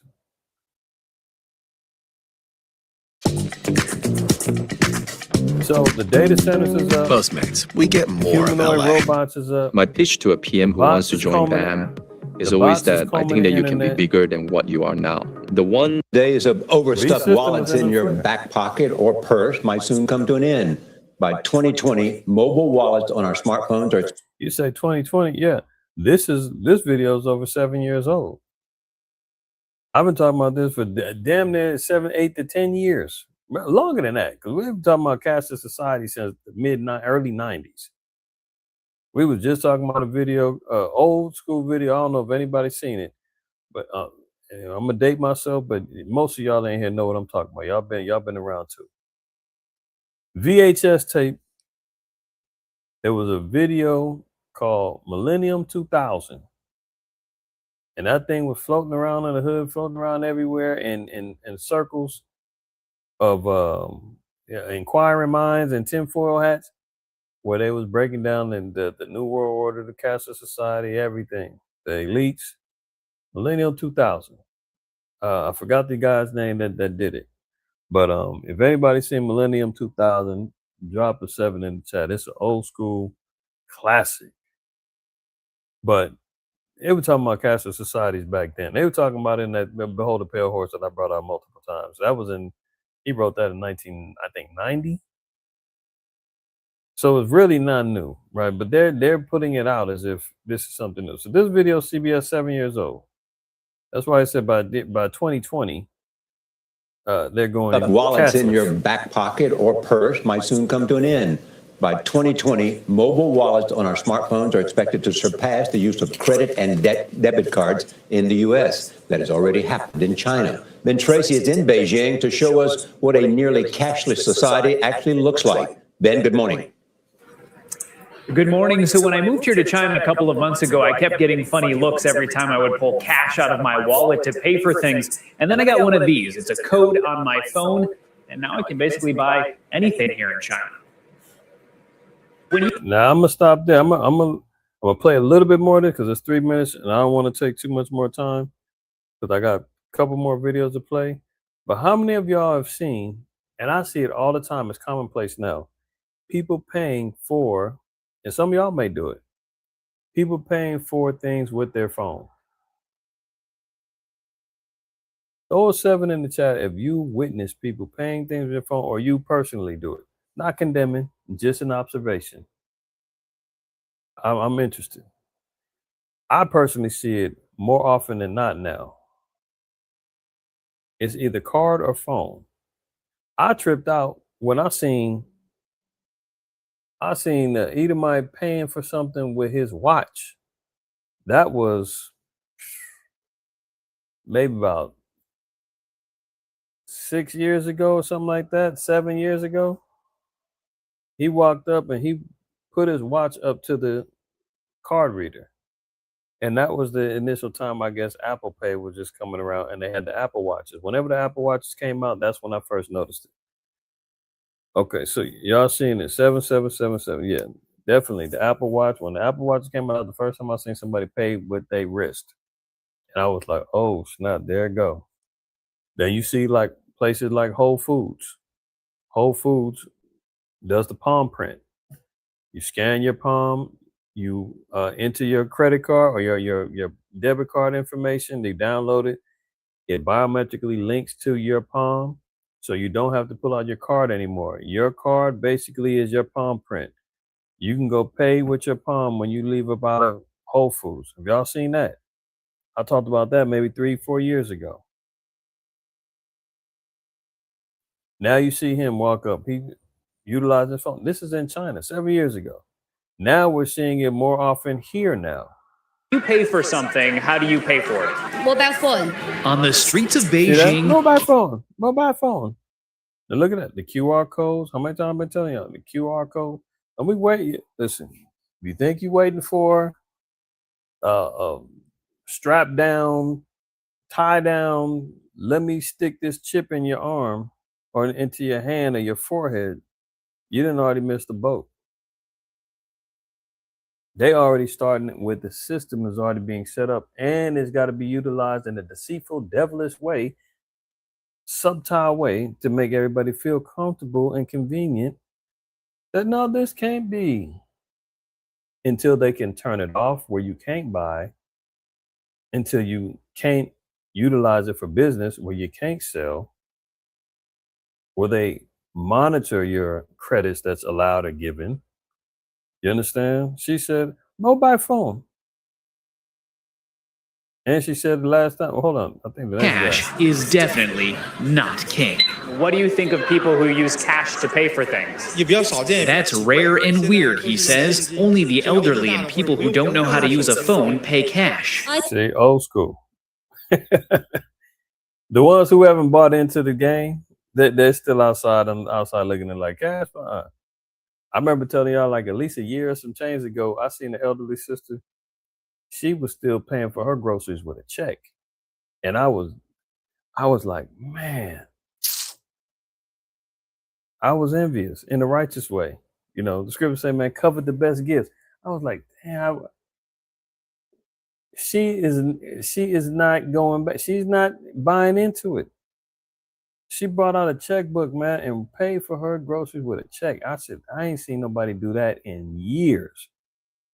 But she's out the system. She's not messing around. Right? Now, they're talking about it here. Mobile phone, QR codes, using cash is crazy. This has already been going on in China. I always tell y'all, China's the beta test. China is the one where they let everything go down because they have complete domination over their people. The cashless society, the social credit score, all of that stuff, man. China does it first, then America goes, and the rest of the world starts adapting to it and saying, yes, it'll work. They got 1 billion people in China. If they can control that, a country like America with 350 million people, we can get that under control. This is why you see people all over the place offering people free phones, them Obama phones, people sitting out there on the corner, sitting in front of Dollar Trees and Food for Lesses and grocery stores and setting up shop on the street with gazebo tents, asking you want a phone? You qualify? Are you on public assistance, government aid? We can get you a free phone. Look, we got the newest. Everybody wants that phone. So they want to make sure that they get into the hands of everybody, rich and poor. There's a Dollar Tree by my house, maybe about 10 minutes away. They're constantly out there. Why? Because they're going after the poor. Make sure they got it. Look, if they're getting Starlink all the way down in the Amazon, you know everybody's going to be connected to this. Get out of here. All right. Reverse ATMs increasing as stores move to cashless society. This is current. This is current. Reversing ATM. Postmates, we get more of LA. Things are changing fast in this digital world, so much so that a growing number of businesses will not even accept cash anymore. Yeah, they are starting to set up reverse ATMs that quickly turns cash into a prepaid debit card to be used on the fly. And Dre Clark explains from New York City. Dre, I've never heard of this. Mitch has never heard of this. What's it about? Yeah, I never heard of it either until I read. Where the hell have they been at? Where have they been at? They haven't heard about a cashless society. He ain't heard about credit. Good Lord. This is reporters for you. They've never heard about, or maybe they haven't heard about this particular reverse ATMs. Maybe that's what they're saying. If they saying they ain't never heard about a movement towards a cashless society, man, they're definitely working for the people. Good Lord. All right, let them go. Read about it last night. It's relatively new, but it's slowly but surely catching on. Cash is really still king, but reverse ATMs are definitely the way of the future as more businesses look for ways to go cashless. Here at Madison Square Garden in Midtown Manhattan, they already have machines inside the arena that can actually convert your cash into a debit card here. Now, here you can see exactly how it works. You load money into a kiosk like you see here, and within seconds, you can get a receipt confirming your conversion and a prepaid active card. Many of the prepaid cards are either MasterCard or Visa, and you can use them anywhere where those cards are accepted. Some kiosks may actually charge you a $5 fee for the card. Meanwhile, amusement parks, fast food. The Shalak said me that, and that's what's so crazy. They're going to charge you $5. Some of them are going to charge you $5 to get the card. So you got to add another $5 onto the money that you're putting onto the card because the store that you at won't take your cash. So you're getting penalized both ways. They won't take your cash. Plus you got to get the card and then you got to pay for the card. It's over with here, man. Restaurants and many professional sports venues are already using the cash to card kiosks, and you'll start seeing more of them. Yeah, that's SoFi Stadium over there in Inglewood. That's a fact because when COVID was going around, the what was it? The Staples Center was already rigged up with hands-free kiosks where you can go pay for your food and when they were allowing people back into the games in the stadiums. Remember they had a little bubble time when they wouldn't let nobody come into the stadiums. But once they, eased up and they started poking everybody in the arms, they still said, we don't want nobody touching. Everything was cashless. So this is the same thing going on. The SoFi Stadium, I believe is the same way with the new Intuit Dome, with the Clipper Stadium in Inglewood, right across the street from SoFi. In airports and on college campuses. Business owners say they like the kiosk because it helps prevent theft and robberies, and it stops the spread of germs that can really be found on a lot of money that's downright dirty. Now, many people started. Remember they was pushing that with COVID? Oh, we can't touch the money. It might have COVID on it. Everything got to be cashless. So they use the fear to get everybody, don't touch that dirty money. When a year before COVID hit, somebody seen $100 floating on the ground, they wouldn't have said it's dirty. They'd pick that mug up in a minute and wouldn't be worried about what was on it. Now all of a sudden it's dirty, don't touch it. We need cashless. We need QR code. We need chips on the card to identify you. Biometrics is preferable. Going cashless during the pandemic because they did not want to touch money and coins, fearing they could contract the virus. Meanwhile, cities across the country like San Francisco, DC, Philly, and New York, they actually have bans on cashless businesses. So business owners by law cannot refuse to accept any cash from a customer. Also, get this, the FDIC says up to 5% of U.S. households, or 6 million Americans, are considered unbanked. That means they don't have either a checking or savings account. They prefer to deal in strictly cash. So yeah, guys, it's relatively new. But Did you hear that? Only 5% left that's unbanked. 95% is already locked in. And they only got 4 states that can refuse or that can't not refuse your cash as of right now. Do the math. here in New York, This is another one. So we had China. We see what's going on in America. There's another video of Sweden. I ain't gonna play this one for time's sake. I know it's getting late. Some of y'all already dozing off and fighting the Sandman and all of that, you know. But yeah. So this is another video in Sweden. Same thing going on. So think it's not global. Think again. Okay. Now here's the one before we get up out of here. The screw worm. So we got the ticks. They hit us with that. Hantavirus, get it with that. Ebola, get it with that. Now they got the screw worms. And I reported on this at least sometime last year. The screw worms was coming from, I think, South America. And they've been relegated to being down there. And they were worried about the threat of the screw worm coming over here to America. Now it's in Texas.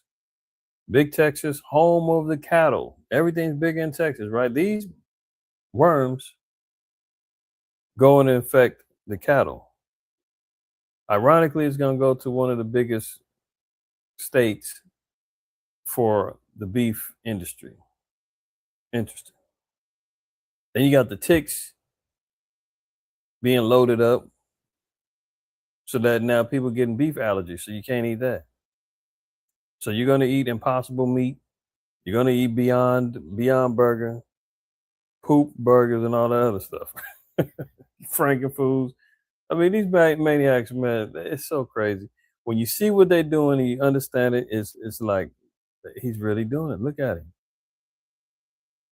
This morning, concern among cattle farmers now that a case of New World screwworm has been detected in the U.S. The Agriculture Department confirming a calf in South Texas is infected with the parasitic fly, which can kill livestock if not treated. This pest does not cause any sort of a food safety issue. It is not a disease, but simply an insect that feeds on living tissues. And did you just hear her? Okay, this is why you cannot trust your enemy, man. The damn thing just said that these insects or these worms, these flies, can kill a whole cow. You know, cows can weigh up to 1,000, 2,000 pounds. She says it's not it doesn't affect the food supply. You know, you don't have to worry about it. It's just a little bug. Like, let me let her try to explain this away. Pest does not cause any sort of a food Stock if not treated. This pest does not cause any sort of A calf in South Texas is infected with a parasitic fly, which can kill livestock if not treated. This pest does not cause any sort of a food safety issue. It is not a disease, but if not treated, the cow will get put to death. She just said it doesn't cause any harm to the food supply chain. What? If you don't treat it, the food supply chain will diminish because the cow's going to die. This is why good Lord.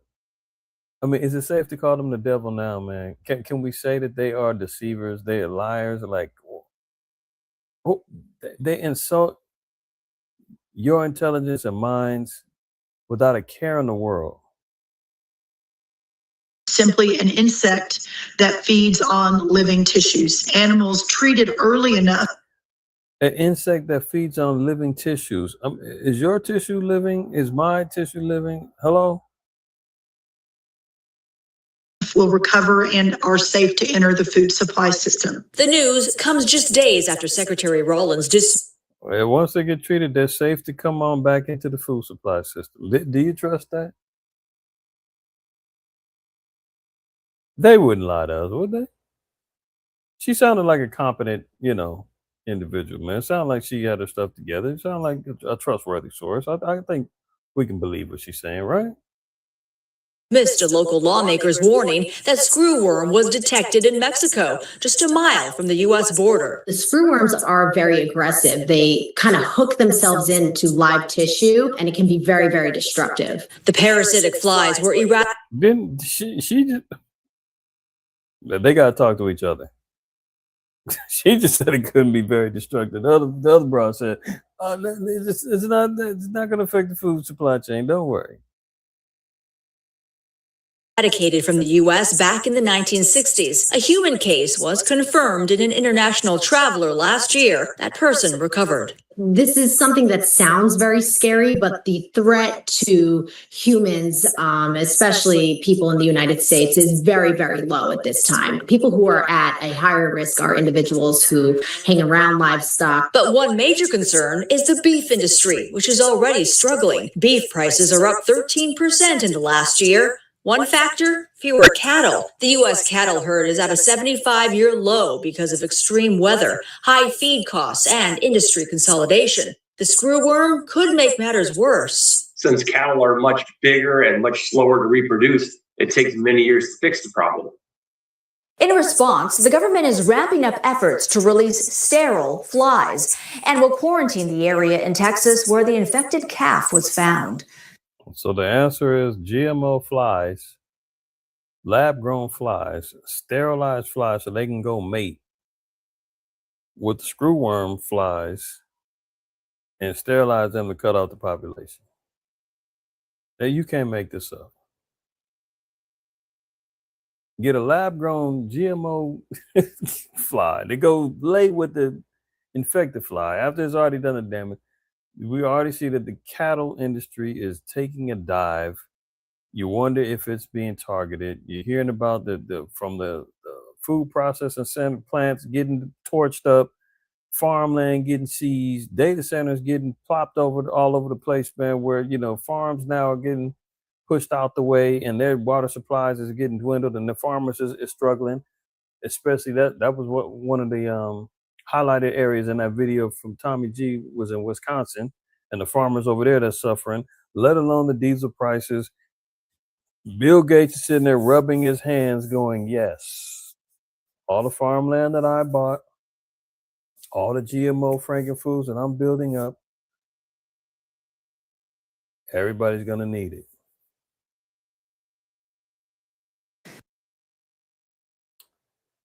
And I'm going to end that there, man. I think that was more than enough for everybody to chew on for tonight and tomorrow. All praise to the Most High, IQAhmath. Look, let's stay focused, man. Let's understand what's really going on because there's plenty of distractions out there, but we want to make sure we remain balanced in things that we understand that we intake because our enemy is staying focused. And that's a fact. We always say, man, Satan doesn't sleep. He'll visit you in your dreams while we're sitting back trying to get a little shut-eye, trying to get. He'll come to you in your dreams. He'll come to you while you're driving. He'll come to you while you're walking down the street. He'll come to you in the middle of a conversation with your spouse. He'll come to your kids. He'll come to your boss. He'll come to your coworkers. It doesn't matter. Road rage incident, he's coming to throw us off, right? Let's try to stay focused. I want to give all praise, honor, glory to the Most High, IQAhmath. Always remember, man, fear the Most High, keep the commandments, don't shoot the messenger. Tomorrow, very important class we need to discuss effective communication, man, and how it's deteriorating and destroying our nation and the movement of the quote unquote Hebrew Israelites. We got some cleaning up to do. All right, so we're gonna talk about that tomorrow. Most High permit. All right. Until then, see y'all. Shalom.